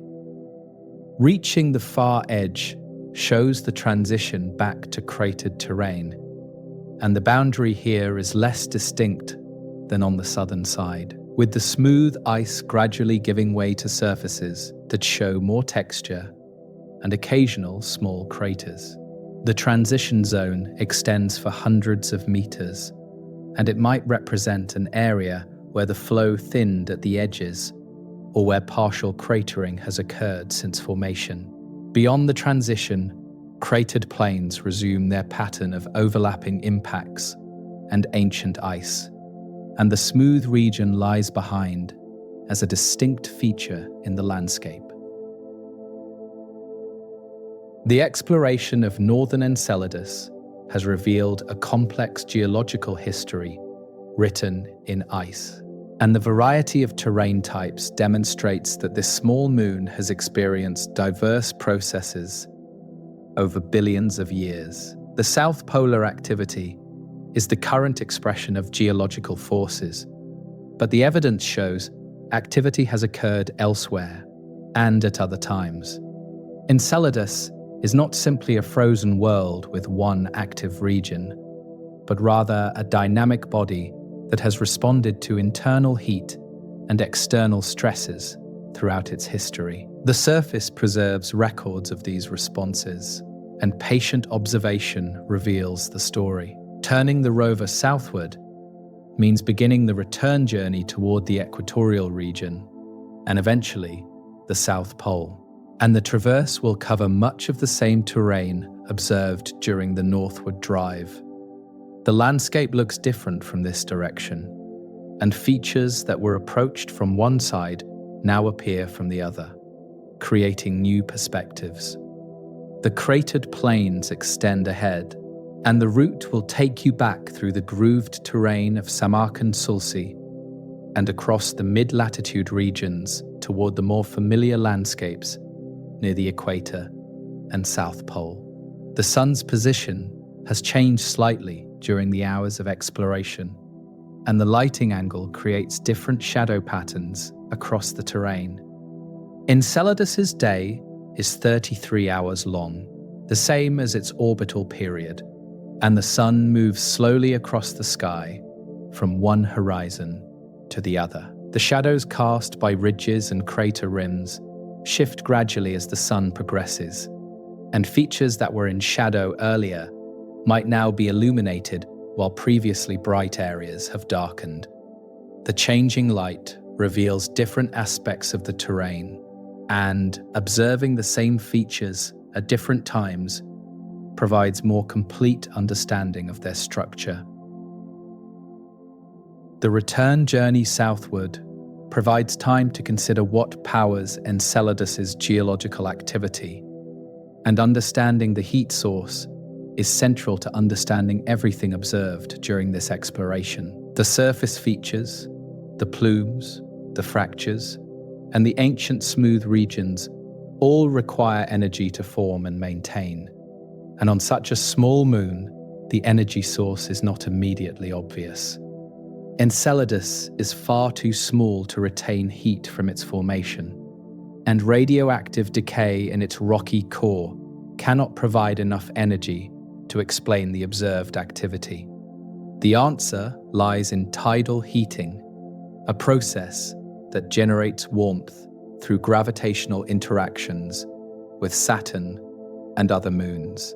Tidal heating occurs when gravitational forces deform a moon's interior, and the friction from that deformation creates heat. Saturn's gravity pulls on Enceladus continuously, and the strength of that pull varies depending on distance, because Enceladus's orbit is slightly elliptical rather than perfectly circular. When Enceladus is closer to Saturn, the gravitational pull is stronger, and when it is farther away, the pull is weaker. This varying pull squeezes and relaxes the moon's interior in a rhythmic cycle that repeats every 33 hours as Enceladus orbits. The squeezing and relaxing creates friction in the ice and rock, and friction generates heat. The elliptical orbit that makes tidal heating possible is maintained by orbital resonance with Dione, another of Saturn's moons.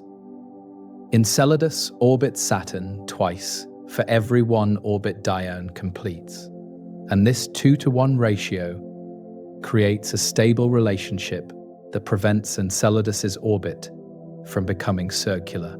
Every time Enceladus and Dione reach certain positions relative to each other, Dione's gravity gives Enceladus a slight tug that maintains the orbital eccentricity.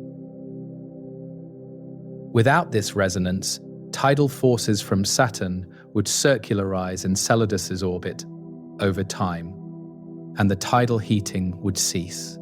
The resonance keeps the system active, and Enceladus remains geologically alive as a result. The amount of heat generated by tidal friction is surprisingly large for such a small moon, and measurements from the Cassini spacecraft showed that Enceladus radiates about 15 gigawatts of power from its interior. This is an enormous heat output for a body only 500 kilometers in diameter, and it exceeds what theoretical models initially predicted. The South Polar region alone accounts for much of this heat output, and the concentration of heat there drives the plumes and maintains the fractures. The mechanism that focuses heat at the South Pole remains uncertain, but it likely involves the way ice and rock deform and channel heat toward that region. Beneath the ice shell you have been traveling across lies the ocean that makes Enceladus so scientifically important, and the evidence for this ocean comes from multiple sources.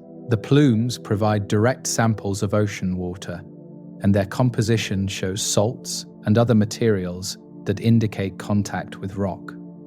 Gravity measurements by Cassini showed Enceladus has slightly lower gravity in some regions than others, and the pattern matches what would be expected if liquid water lies beneath the ice. The moon also wobbles slightly as it orbits, a motion called libration, and the amplitude of this wobble indicates a liquid layer between the ice shell and the rocky core. The ocean's depth is estimated at about 10 kilometers, and it appears to be global, covering the entire moon beneath an ice shell that varies from perhaps 20 to 30 kilometers thick. The ocean is in direct contact with the rocky core at the bottom, and this contact allows chemical reactions between water and rock.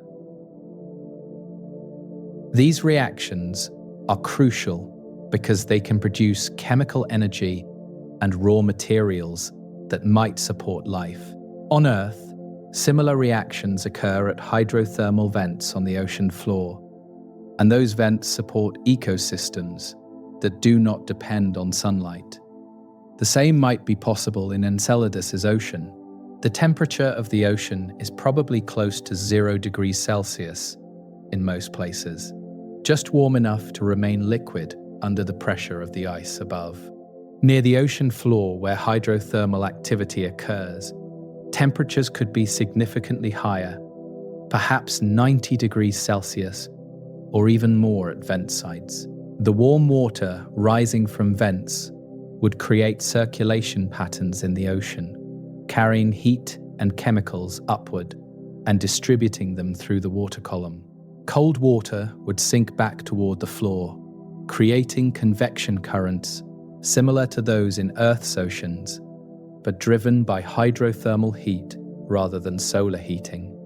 The ice shell above the ocean is not static, but rather responds to tidal stresses and internal heat flow, and the deformation of the ice creates cracks that can penetrate deep into the shell. The tiger stripes at the South Pole are the most prominent examples of these cracks, and they likely extend tens of kilometers down toward the ocean, or possibly reach it directly.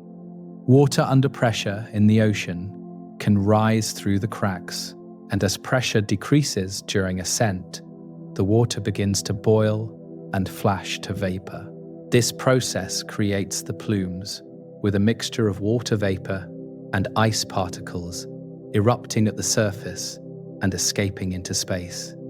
Looking at the ice surface rolling past beneath the rover, you try to visualize the ocean far below, a dark sea that no light has ever reached, except possibly bioluminescence if life exists there.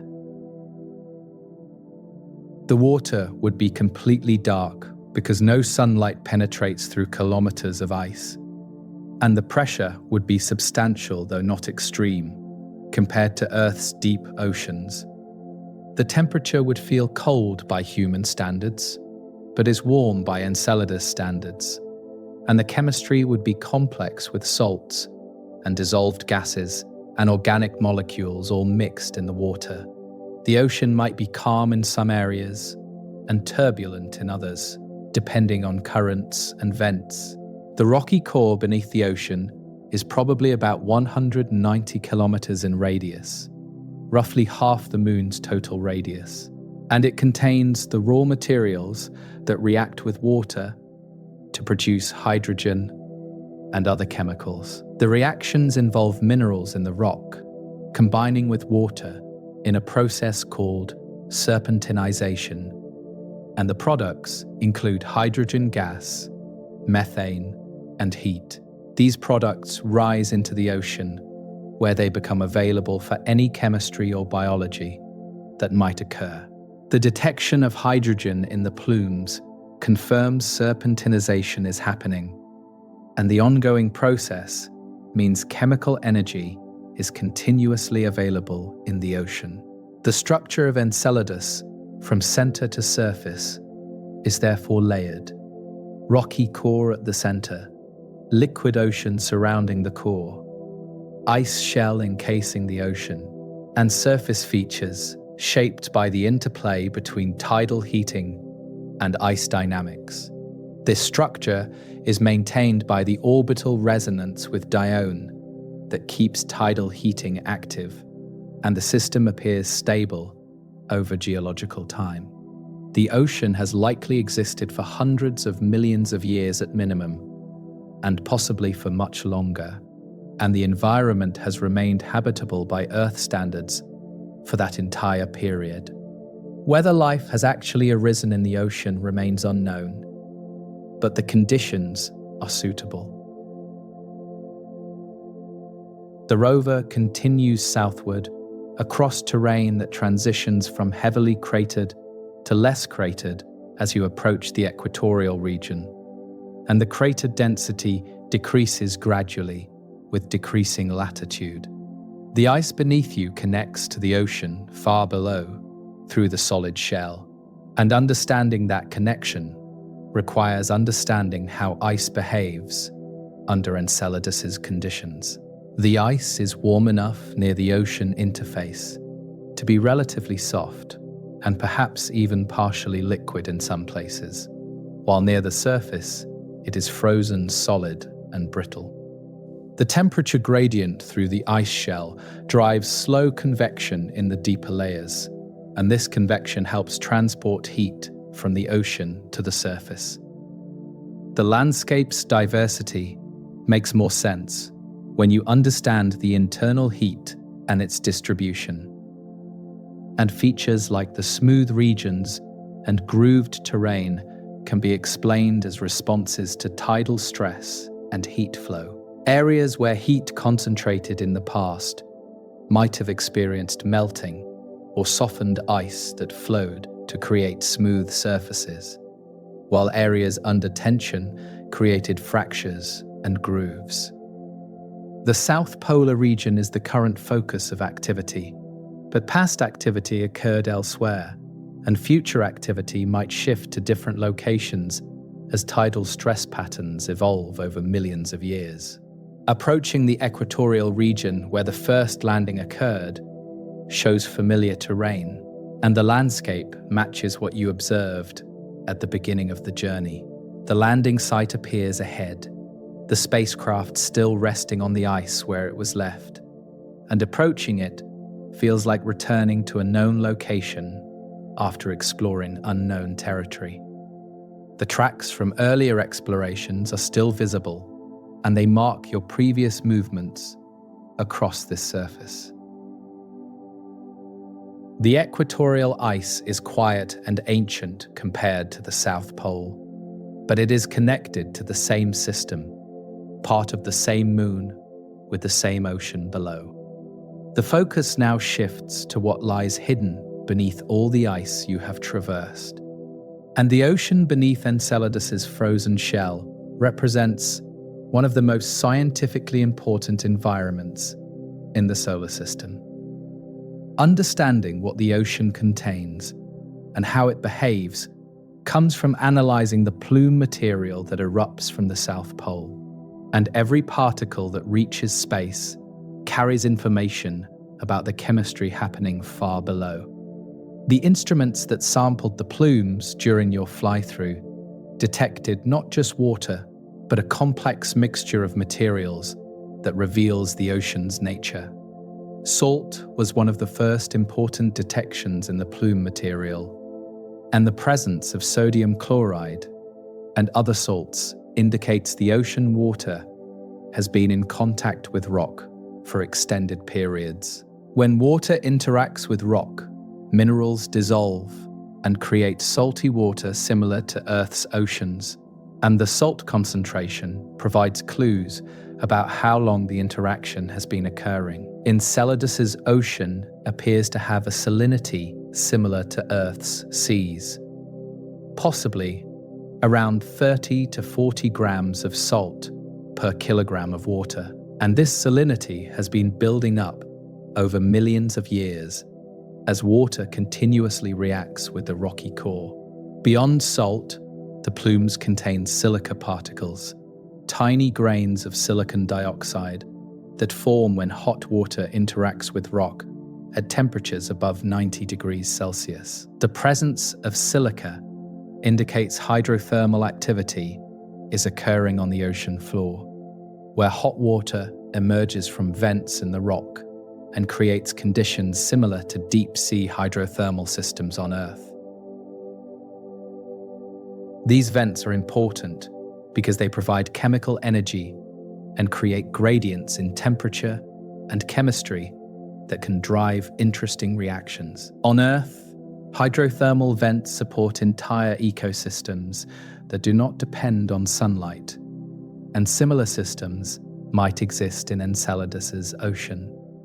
Organic molecules detected in the plumes include simple compounds like methane and more complex carbon chains that suggest active organic chemistry is happening in the ocean or at the rock-water interface. The complex organics are particularly interesting because they might be precursors to biological molecules, or they might even be products of biological processes if life exists in the ocean. The detections do not prove life exists, but they show the chemical ingredients are present and the environment is capable of supporting organic chemistry. The combination of liquid water, organic molecules, and chemical energy creates what scientists call a habitable environment.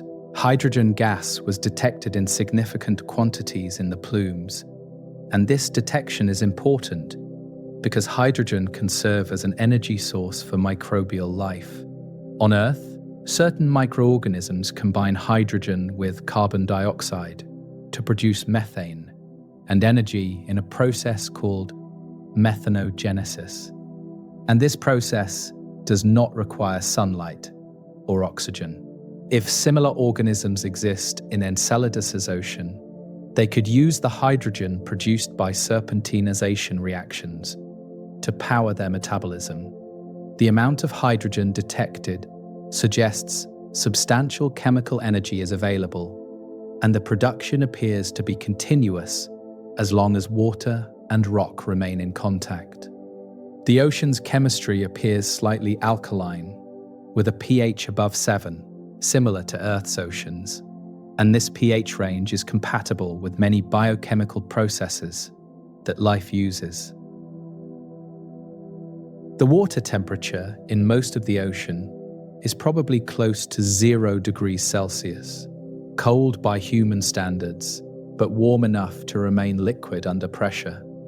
Near hydrothermal vents, temperatures could reach 90 degrees Celsius or higher, creating warm zones where chemistry proceeds faster and different reactions become possible. The temperature gradient between cold ocean and hot vents creates opportunities for energy extraction, similar to how life on Earth exploits temperature differences. The ocean's depth of about 10 kilometers means substantial volume despite Enceladus's small size, and the total amount of water probably exceeds some of Earth's smaller seas. The ocean covers the entire moon, and the area is about 800,000 square kilometers, roughly equivalent to a mid-sized sea on Earth. The volume would be measured in thousands of cubic kilometers, and that represents an enormous amount of liquid water existing permanently beneath the ice. The scale is significant because larger volumes provide more opportunities for interesting chemistry and potentially for life to arise and evolve. The interface between ocean and ice shell is a dynamic region where water freezes onto the ice ceiling from below, and ice melts into the ocean in some areas. And this interaction creates circulation patterns in the upper ocean. Water that rises from deep vents must eventually sink again, creating cells of circulation that distribute heat and chemicals throughout the ocean. The circulation timescales are probably measured in months to years, and the entire ocean likely mixes on timescales of decades to centuries. This mixing ensures that chemicals produced in one location eventually spread globally, and any life that exists would have access to resources from across the ocean. The ocean floor is the rocky core's surface, and this interface is where the most interesting chemistry occurs, because water and rock meet directly there. The rock is probably similar to carbonaceous chondrite meteorites, containing silicates, metals, and organic compounds that existed when Enceladus formed. Water flowing through cracks in this rock dissolves minerals and creates chemical gradients, and the reactions produce heat as well as hydrogen and other products. The heat drives hydrothermal circulation, and the chemicals feed back into the ocean, where they can participate in further reactions or potentially support life. Thinking about the ocean from the surface creates a strange sense of separation and connection at the same time. And knowing liquid water exists 25 kilometers straight down makes the ice beneath you feel like a barrier to something extraordinary. The ocean has been hidden since Enceladus formed, never exposed to space or sunlight, and it has evolved in isolation for billions of years. If life exists there, it would have arisen independently of Earth life, and studying it would provide a second example of biology and answer fundamental questions about how common life is in the universe. The possibility of life in Enceladus's ocean is one reason the moon has become a high priority for future exploration. And mission concepts exist for orbiters that could make multiple close flybys through the plumes to collect more detailed samples. More ambitious concepts include landers that could drill through the ice shell to reach the ocean directly, though the technical challenges of drilling tens of kilometers through ice on a distant moon are substantial. Another approach would be to explore areas where the ice is thinnest or where cracks might provide easier access. And landing near the tiger stripes might allow sampling material directly from the fractures. The ocean's age is uncertain, but it has probably existed for at least hundreds of millions of years, and possibly since Enceladus formed 4.5 billion years ago. The tidal heating that keeps the ocean liquid depends on the orbital resonance with Dione, and that resonance appears stable over geological time. As long as the resonance persists, tidal heating will continue, and the ocean will remain liquid. If the resonance were disrupted, tidal heating would decline, and the ocean might eventually freeze. But there is no indication this is happening, or will happen in the foreseeable future. Comparing Enceladus's ocean to other ocean worlds in the solar system provides context for its significance, and Europa, orbiting Jupiter, is the most famous comparison. Europa's ocean is larger and deeper than Enceladus's, but accessing it would require drilling through an ice shell, possibly 20 kilometers thick, with no convenient plumes providing samples. Enceladus's plumes make it uniquely accessible, and the fact that ocean water is being sprayed into space means you can sample it without landing or drilling. This accessibility makes Enceladus one of the best targets for astrobiology in the solar system. The chemical environment in the ocean includes everything necessary for life as we understand it. Liquid water as a solvent, organic compounds as building blocks, chemical energy from hydrothermal reactions, and a stable environment over long time scales. These conditions do not guarantee life exists, but they make it possible, and the search for life in Enceladus's ocean is a scientific priority. Future missions might detect more complex organic molecules, signs of metabolic processes, or even direct evidence of microbial life in the plume samples. Until such evidence is found, the ocean remains a tantalizing possibility rather than a confirmed biosphere. The rover has traveled far during these considerations of the ocean below, and the landscape outside shows the continued transition from northern terrain toward the equatorial regions. The ice surface provides no direct view of the ocean, and everything known about it comes from indirect measurements and plume samples. The ocean exists as a hidden realm, accessible only through the evidence it sends to the surface, and understanding it requires assembling clues from chemistry, gravity, temperature, and geological features. The picture that emerges is incomplete, but compelling.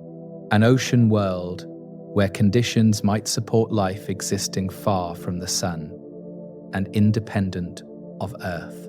Looking upward from any point on Enceladus's surface shows Saturn dominating the sky, and the giant planet's presence is so constant that it becomes a defining feature of this moon's environment.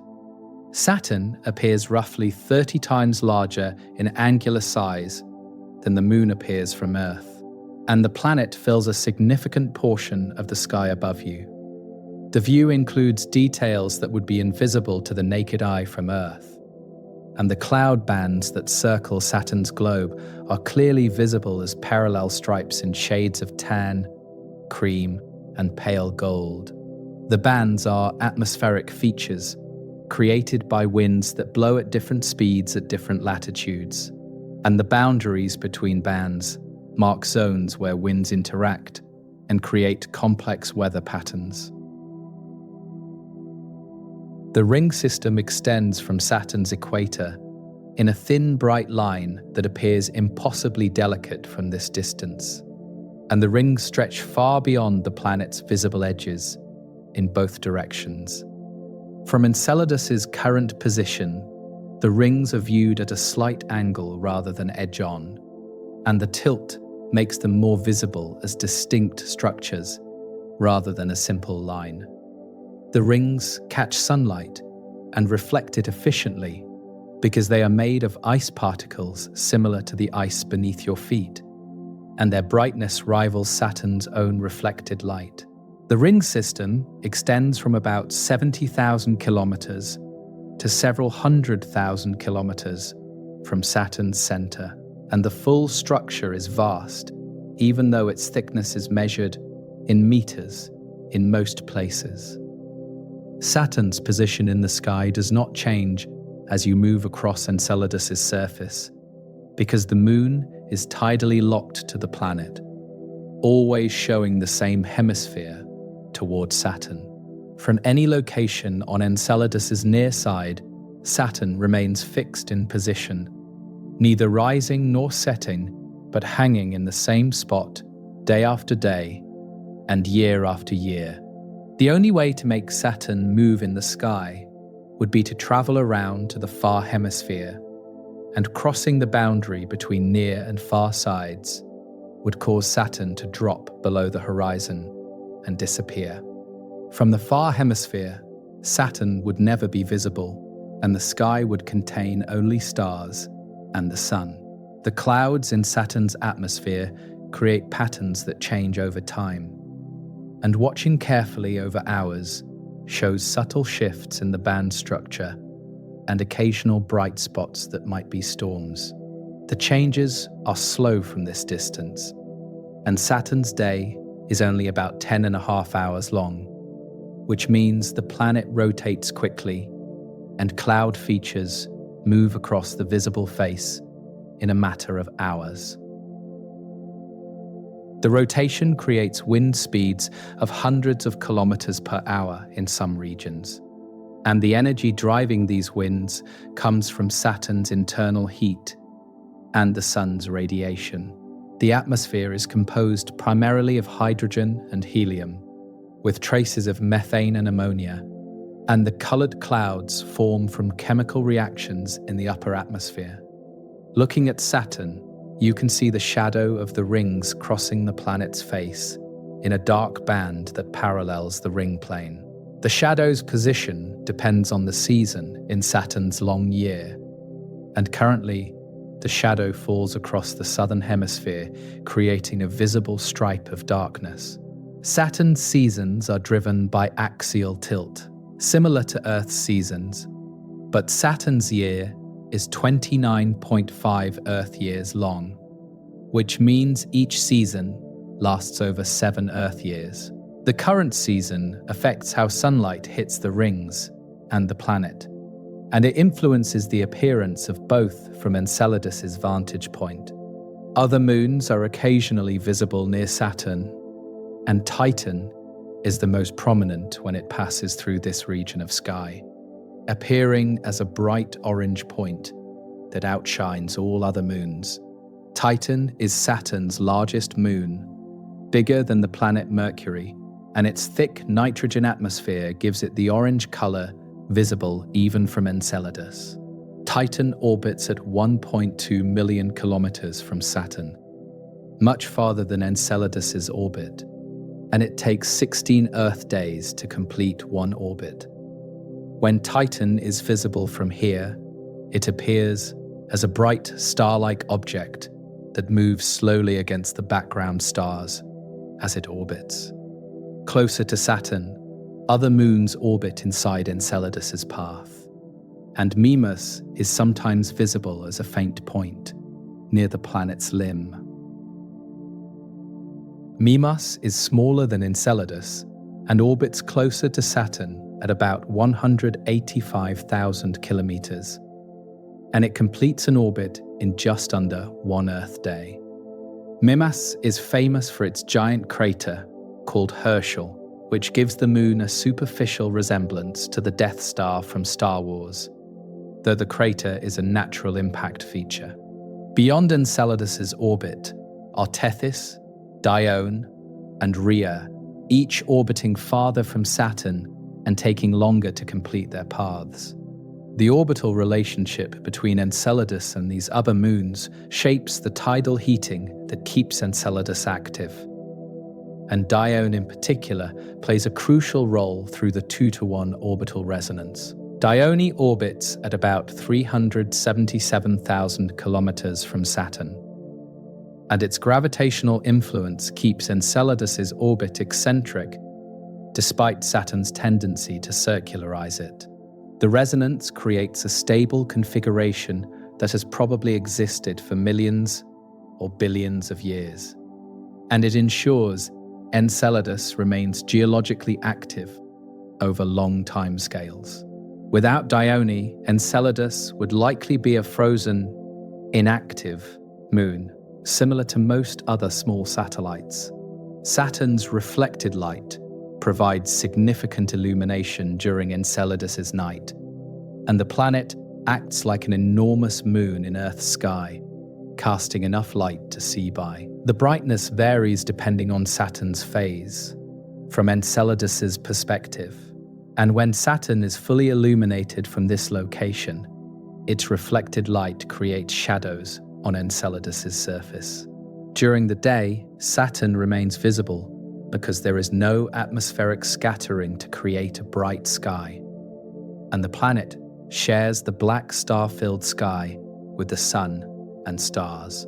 The contrast between the bright bodies and the black background creates a view unlike anything seen from Earth, where atmosphere softens and scatters light. The Sun appears as a bright star from Enceladus's distance, and it is far smaller in angular size than from Earth, about 40 times smaller. The Sun's brightness is correspondingly reduced, though it remains by far the brightest object in the sky, aside from Saturn and the rings.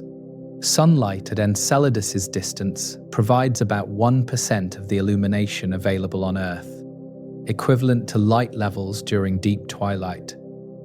But it is enough to see clearly without artificial light. The Sun's small apparent size means it casts sharp shadows with minimal penumbra, and the lighting has a directional quality different from Earth's more diffuse illumination. The orbital period of 33 hours determines Enceladus's day-night cycle, and the Sun crosses the sky from horizon to horizon in that time, creating a day length similar to an Earth day, but slightly longer. The temperature difference between day and night is minimal because Enceladus is so cold already, and adding or removing the small amount of solar heating makes little difference. The ice remains frozen solid throughout the day-night cycle, except in the South Polar region, where internal heat keeps temperatures elevated regardless of sunlight. The long day means activities can be planned without the pressure of short daylight periods, and the slow solar motion creates a relaxed pace to time's passage. Looking at Saturn from the surface creates a sense of being in orbit around the giant planet, even though you are standing on solid ground, and Enceladus is effectively a natural satellite platform permanently stationed in Saturn's space. The view would never become ordinary no matter how long you stayed, and the giant planet's presence in the sky provides constant connection to the larger system. The rings, the moons, the cloud bands, and the subtle changes all contribute to an environment that feels dynamic despite the frozen landscape beneath you. The stars beyond Saturn are visible in all directions where the planet and rings do not block them. And the constellations are familiar because the distance from Earth to Saturn is small compared to the distance to stars. The Milky Way crosses the sky in its familiar band, and individual stars shine steadily without twinkling because there is no atmosphere to disturb their light. The black sky emphasizes every point of light, and the stellar background creates depth and context for Saturn's presence. This view combines the familiar stars of the night sky with the alien presence of a giant planet that dominates the foreground. Understanding Enceladus's role in the larger Saturn system requires considering the connection between the Moon's plumes and the E-ring, one of Saturn's most diffuse ring structures. The E-ring is different from the main rings that appear bright and distinct from Enceladus's surface, and it extends far beyond the main ring system in a vast but tenuous cloud of ice particles. Enceladus orbits within the E-ring, and the Moon's position coincides with the ring's densest region, a relationship that initially seemed coincidental, but is actually causal. The E-ring exists because of Enceladus, fed by the plumes that spray ice particles into space continuously. The mechanism connecting plumes to ring is straightforward, and it involves the fate of particles that escape Enceladus's gravity rather than falling back to the surface.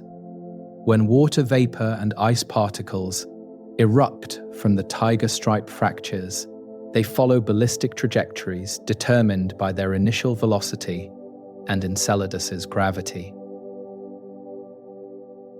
Most particles do not reach escape velocity and fall back to the surface within hours or days, but a fraction of the particles move fast enough to escape Enceladus entirely. These escaped particles enter independent orbits around Saturn, and over time, they accumulate to form the E-ring. The escape velocity from Enceladus is about 240 meters per second, quite low because of the Moon's weak gravity, and some plume particles reach this velocity or higher when they are ejected. The fastest particles leave Enceladus and spread into orbits that range from inside Enceladus's orbit to beyond it, creating a cloud of material that extends across a large region. The E-ring reaches from about 3 Saturn radii to 8 Saturn radii from the planet's center, encompassing the orbits of Mimas, Enceladus, Tethys, and Dione. Enceladus orbits at approximately 4 Saturn radii, right in the middle of the E-ring's extent. The particles that form the E-ring are mostly ice, similar to the ice in Enceladus's plumes, and they range in size from nanometers to micrometers. The particles are so small that they reflect sunlight inefficiently, and the E-ring is extremely faint when viewed from Earth, requiring long exposures or special instruments to detect.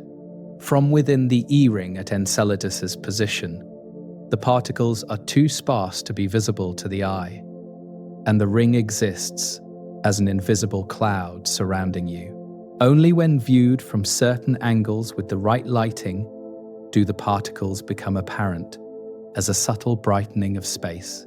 The total mass being added to the E-ring from Enceladus's plumes is about 200 kilograms per second, though only 10 to 20 kilograms per second actually escapes to join the ring while the rest falls back.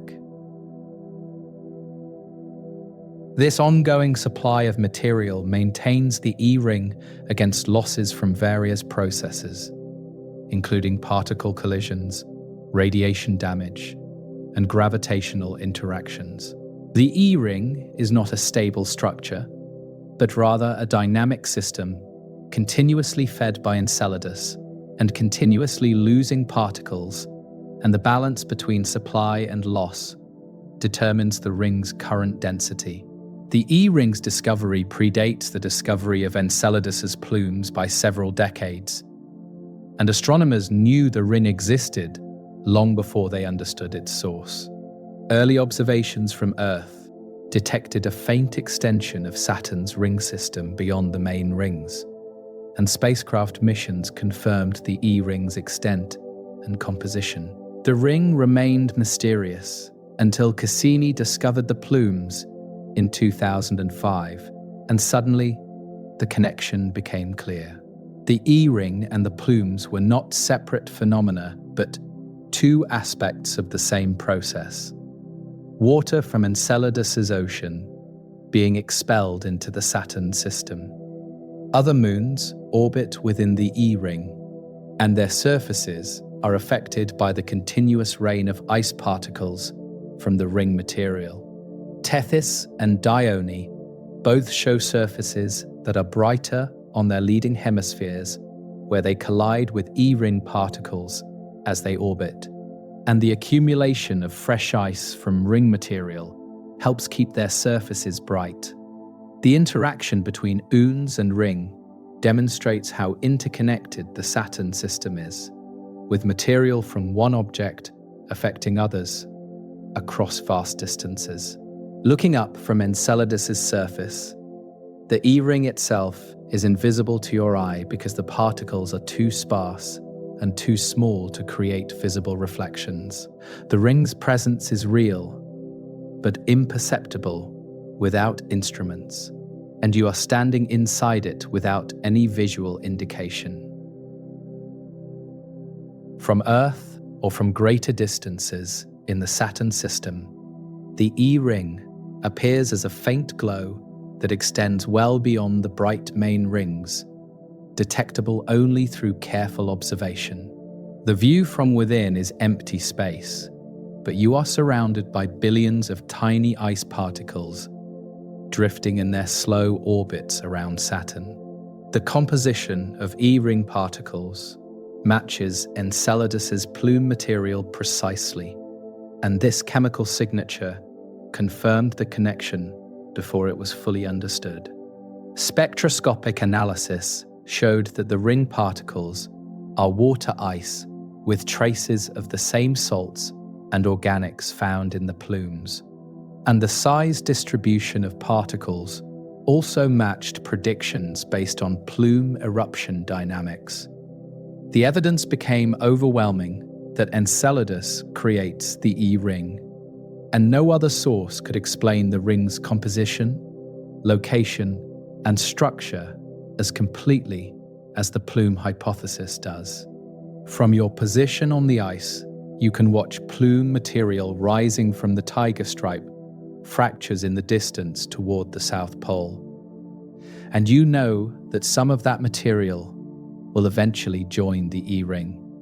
The geysers spray water vapor and ice particles upward in delicate jets, and the particles follow arcing paths determined by their velocity and Enceladus's weak gravity. Most will fall back, but some will escape, drifting away into space to begin their independent existence as ring particles. The process happens continuously, day and night, and has been happening for as long as the plumes have been active. The timescale for E-ring particle survival varies from hundreds to thousands of years, depending on the particle's size and orbit. And the ring is constantly being renewed. Particles are lost through collisions with moons, through sputtering from radiation, through orbital decay into Saturn's atmosphere, and through ejection from the system entirely. The supply from Enceladus balances these losses, and the ring maintains a roughly steady state. If Enceladus's plumes stopped tomorrow, the E-ring would gradually fade over the next several thousand years as particles were lost without replacement. The realization that a small moon can create and maintain a planetary ring structure was one of the many surprises that Enceladus provided to planetary scientists. Before Cassini's discoveries, rings were thought to form primarily from debris created during moon formation, or from material released when comets or asteroids shattered near a planet. Enceladus demonstrated an entirely different mechanism: active geology on a moon creating a ring through continuous ejection of material. The process is unique in the solar system, as far as current observations show, though similar processes might operate on other ocean worlds if they have active plumes. Walking back toward your spacecraft after hours spent exploring the surface, you pass through terrain that has become familiar through extensive observation. The ice beneath your boots is the same bright reflective material that covers most of Enceladus, and your footprints trail behind, showing where you have walked. The low gravity makes each step launch you forward in gentle arcs, and movement feels more like floating than walking. Saturn hangs overhead in its permanent position, the giant planet, watching silently as you make your way across this small moon. The spacecraft sits where you left it, a small piece of technology on the ice plane, and approaching it marks the beginning of the end of this surface exploration. The mission has covered hundreds of kilometers across different terrain types, from the active South Polar region with its tiger stripe fractures and erupting geysers to the ancient cratered plains in the northern regions. Each area revealed different aspects of Enceladus's geological history and different processes that shaped the surface. The diversity contained within this small world exceeded expectations and demonstrated that size alone does not determine geological complexity. Reaching the spacecraft and preparing for departure involves final equipment checks and securing collected samples and data. The instruments have recorded temperature variations, surface composition, ice structure, and countless other measurements that will help scientists understand Enceladus better. The experience of walking this surface and observing the environment directly provides context that remote sensing alone cannot match. Standing here, you have seen the plumes erupt, felt the ice underfoot, observed the fractures that connect to the ocean below, and looked up at Saturn dominating the sky. The liftoff from Enceladus will be gentle because the gravity is weak, and reaching orbit requires relatively little energy compared to launching from larger worlds. The escape velocity is only about 240 meters per second, and the spacecraft can reach that speed with a short engine burn. Ascending from the surface will provide new perspectives on the terrain you explored and will allow one last comprehensive view of the entire Moon. The transition from surface explorer to orbital observer marks a change in perspective, and soon you will see Enceladus whole again rather than as surrounding terrain. The moment of departure arrives without ceremony, and the spacecraft's engines fire quietly to lift the vehicle from the ice surface where it rested throughout your exploration. The acceleration is gentle and steady, and the surface drops away below as altitude increases meter by meter. Your final footprints remain visible on the ice near the landing site, marks that will persist for years or decades until plume fallback material gradually covers them. The ice plain extends in all directions below, bright white against the blackness of space. Ascending through Enceladus's minimal gravity feels more like drifting upward than climbing against resistance, and the spacecraft rises smoothly, without the violent shaking that accompanies launches from worlds with stronger gravity. The landing site becomes smaller below you, and the surrounding terrain begins to reveal its larger patterns as your viewing angle changes. Features that were hidden by the close horizon when you stood on the surface now become visible as altitude provides broader perspective. The curvature of Enceladus becomes apparent quickly because the Moon is small and the horizon's curve increases noticeably with every 100 meters of altitude. You are listening to the Drowsy Astronaut, and this has been a journey across one of the solar system's most remarkable worlds. And we hope you felt what it might be like to stand on Enceladus and explore its ice. If you're still awake, feel free to share in the comments where you're listening from tonight. And if this experience has been valuable to you, consider liking the video or subscribing to join us for future explorations. There are many worlds yet to visit, and each offers its own wonders to discover, slowly and carefully, together. The spacecraft continues its ascent, and the South Polar region comes into view from this altitude. The tiger stripe fractures visible as dark lines against the bright ice. The plumes are erupting as they always do. Material rising from Damascus sulcus and the other fractures in delicate jets.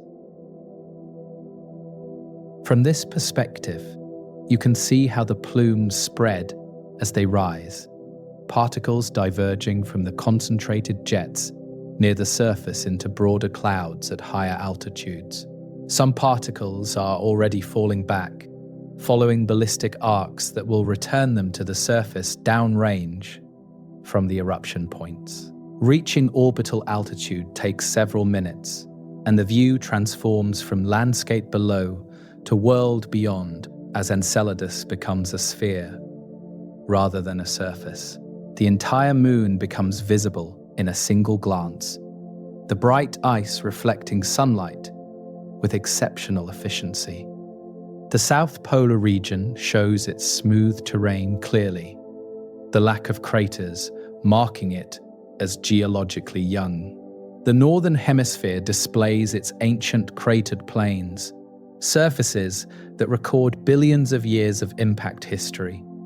The contrast between young and old terrain is stark when viewed from this orbital perspective. Saturn looms beyond Enceladus, the giant planet appearing massive compared to the small moon, and the scale difference becomes obvious when both are visible together. The planet's banded atmosphere shows structure in tan and cream colors, and the ring system extends to either side of the planet in a thin, bright line. From this angle, the rings appear edge-on or nearly so, and they create a geometric pattern against Saturn's globe. Enceladus appears tiny in comparison, a small ice moon orbiting the enormous gas giant. Other moons are visible at various distances in the Saturn system, each one following its orbital path around the planet. Titan appears as a bright orange sphere, the only moon with a substantial atmosphere, orbiting further out at 1.2 million kilometers from Saturn. Tethys and Dione orbit closer than Titan, but farther than Enceladus, both visible as smaller points of light. Mimas orbits interior to Enceladus, closer to Saturn and to the main ring system. The Saturn system contains over 80 known moons, and the major ones are visible from this vantage point as a family of worlds. The plumes continue to erupt below as your orbit carries you around Enceladus, and from orbital altitude, the jets appear as faint streamers rising from the South Pole. The plume material extends hundreds of kilometers above the surface before the particles either fall back or escape entirely. Watching the plumes from orbit provides perspective on how much material Enceladus releases, approximately 200 kilograms per second continuously. The mass loss seems small compared to the moon's total mass, but over millions of years, the cumulative amount is substantial. The orbit provides opportunities to observe Enceladus from angles not visible from the surface, including the far hemisphere that never sees Saturn. The far side shows similar terrain to the Saturn-facing side, with cratered plains in the north and some smooth regions scattered across other areas. The South Polar region is unique and exists on only one part of the moon, the geological activity concentrated in that specific location. Why the South Pole became the focus of current activity while other regions remain quiet is not fully understood, though it likely relates to internal heat distribution and structural weaknesses in the ice shell. Flying over the South Pole during one orbit brings you directly above the tiger stripe fractures, and looking down, you can see the fractures extending across the terrain in parallel lines. Damascus, Baghdad, Cairo, and Alexandria Sulci appear as distinct features from this altitude, each fracture roughly 130 kilometers long and several kilometers wide. The elevated ridges along the fracture edges are visible as bright lines flanking the darker fracture floors. Jets erupt from specific points along the fractures, and you can identify individual eruption sites by the plumes rising from them. The ocean beneath the ice remains hidden from view because the ice shell is thick enough to completely obscure what lies below. But knowing the ocean exists changes how you perceive the moon. Beneath every part of Enceladus's surface lies liquid water, a global ocean approximately 10 kilometers deep, pressed between the ice shell above and the rocky core below. The ocean contacts the rocky interior, allowing chemical reactions that may provide energy for potential life. The water is salty and contains organic molecules and dissolved gases, and conditions might be suitable for life as we understand it. The evidence for the ocean came from multiple sources, including plume composition, gravity measurements, and wobble detection, and the combined data confirmed what seemed almost impossible initially. A moon as small as Enceladus should be frozen solid, its internal heat long since radiated away into space. Instead, tidal heating from Saturn and orbital resonances with Dione keep the interior warm enough to maintain liquid water. The ocean has likely existed for millions of years and may persist for millions more as long as the tidal heating continues. Observing Enceladus from orbit allows reflection on what this small moon represents for our understanding of ocean worlds and astrobiology. Before Cassini's discoveries, scientists thought ocean worlds would be rare and limited to specific circumstances. Enceladus demonstrated that oceans can exist on small moons in the outer solar system, maintained by tidal heating rather than solar warmth.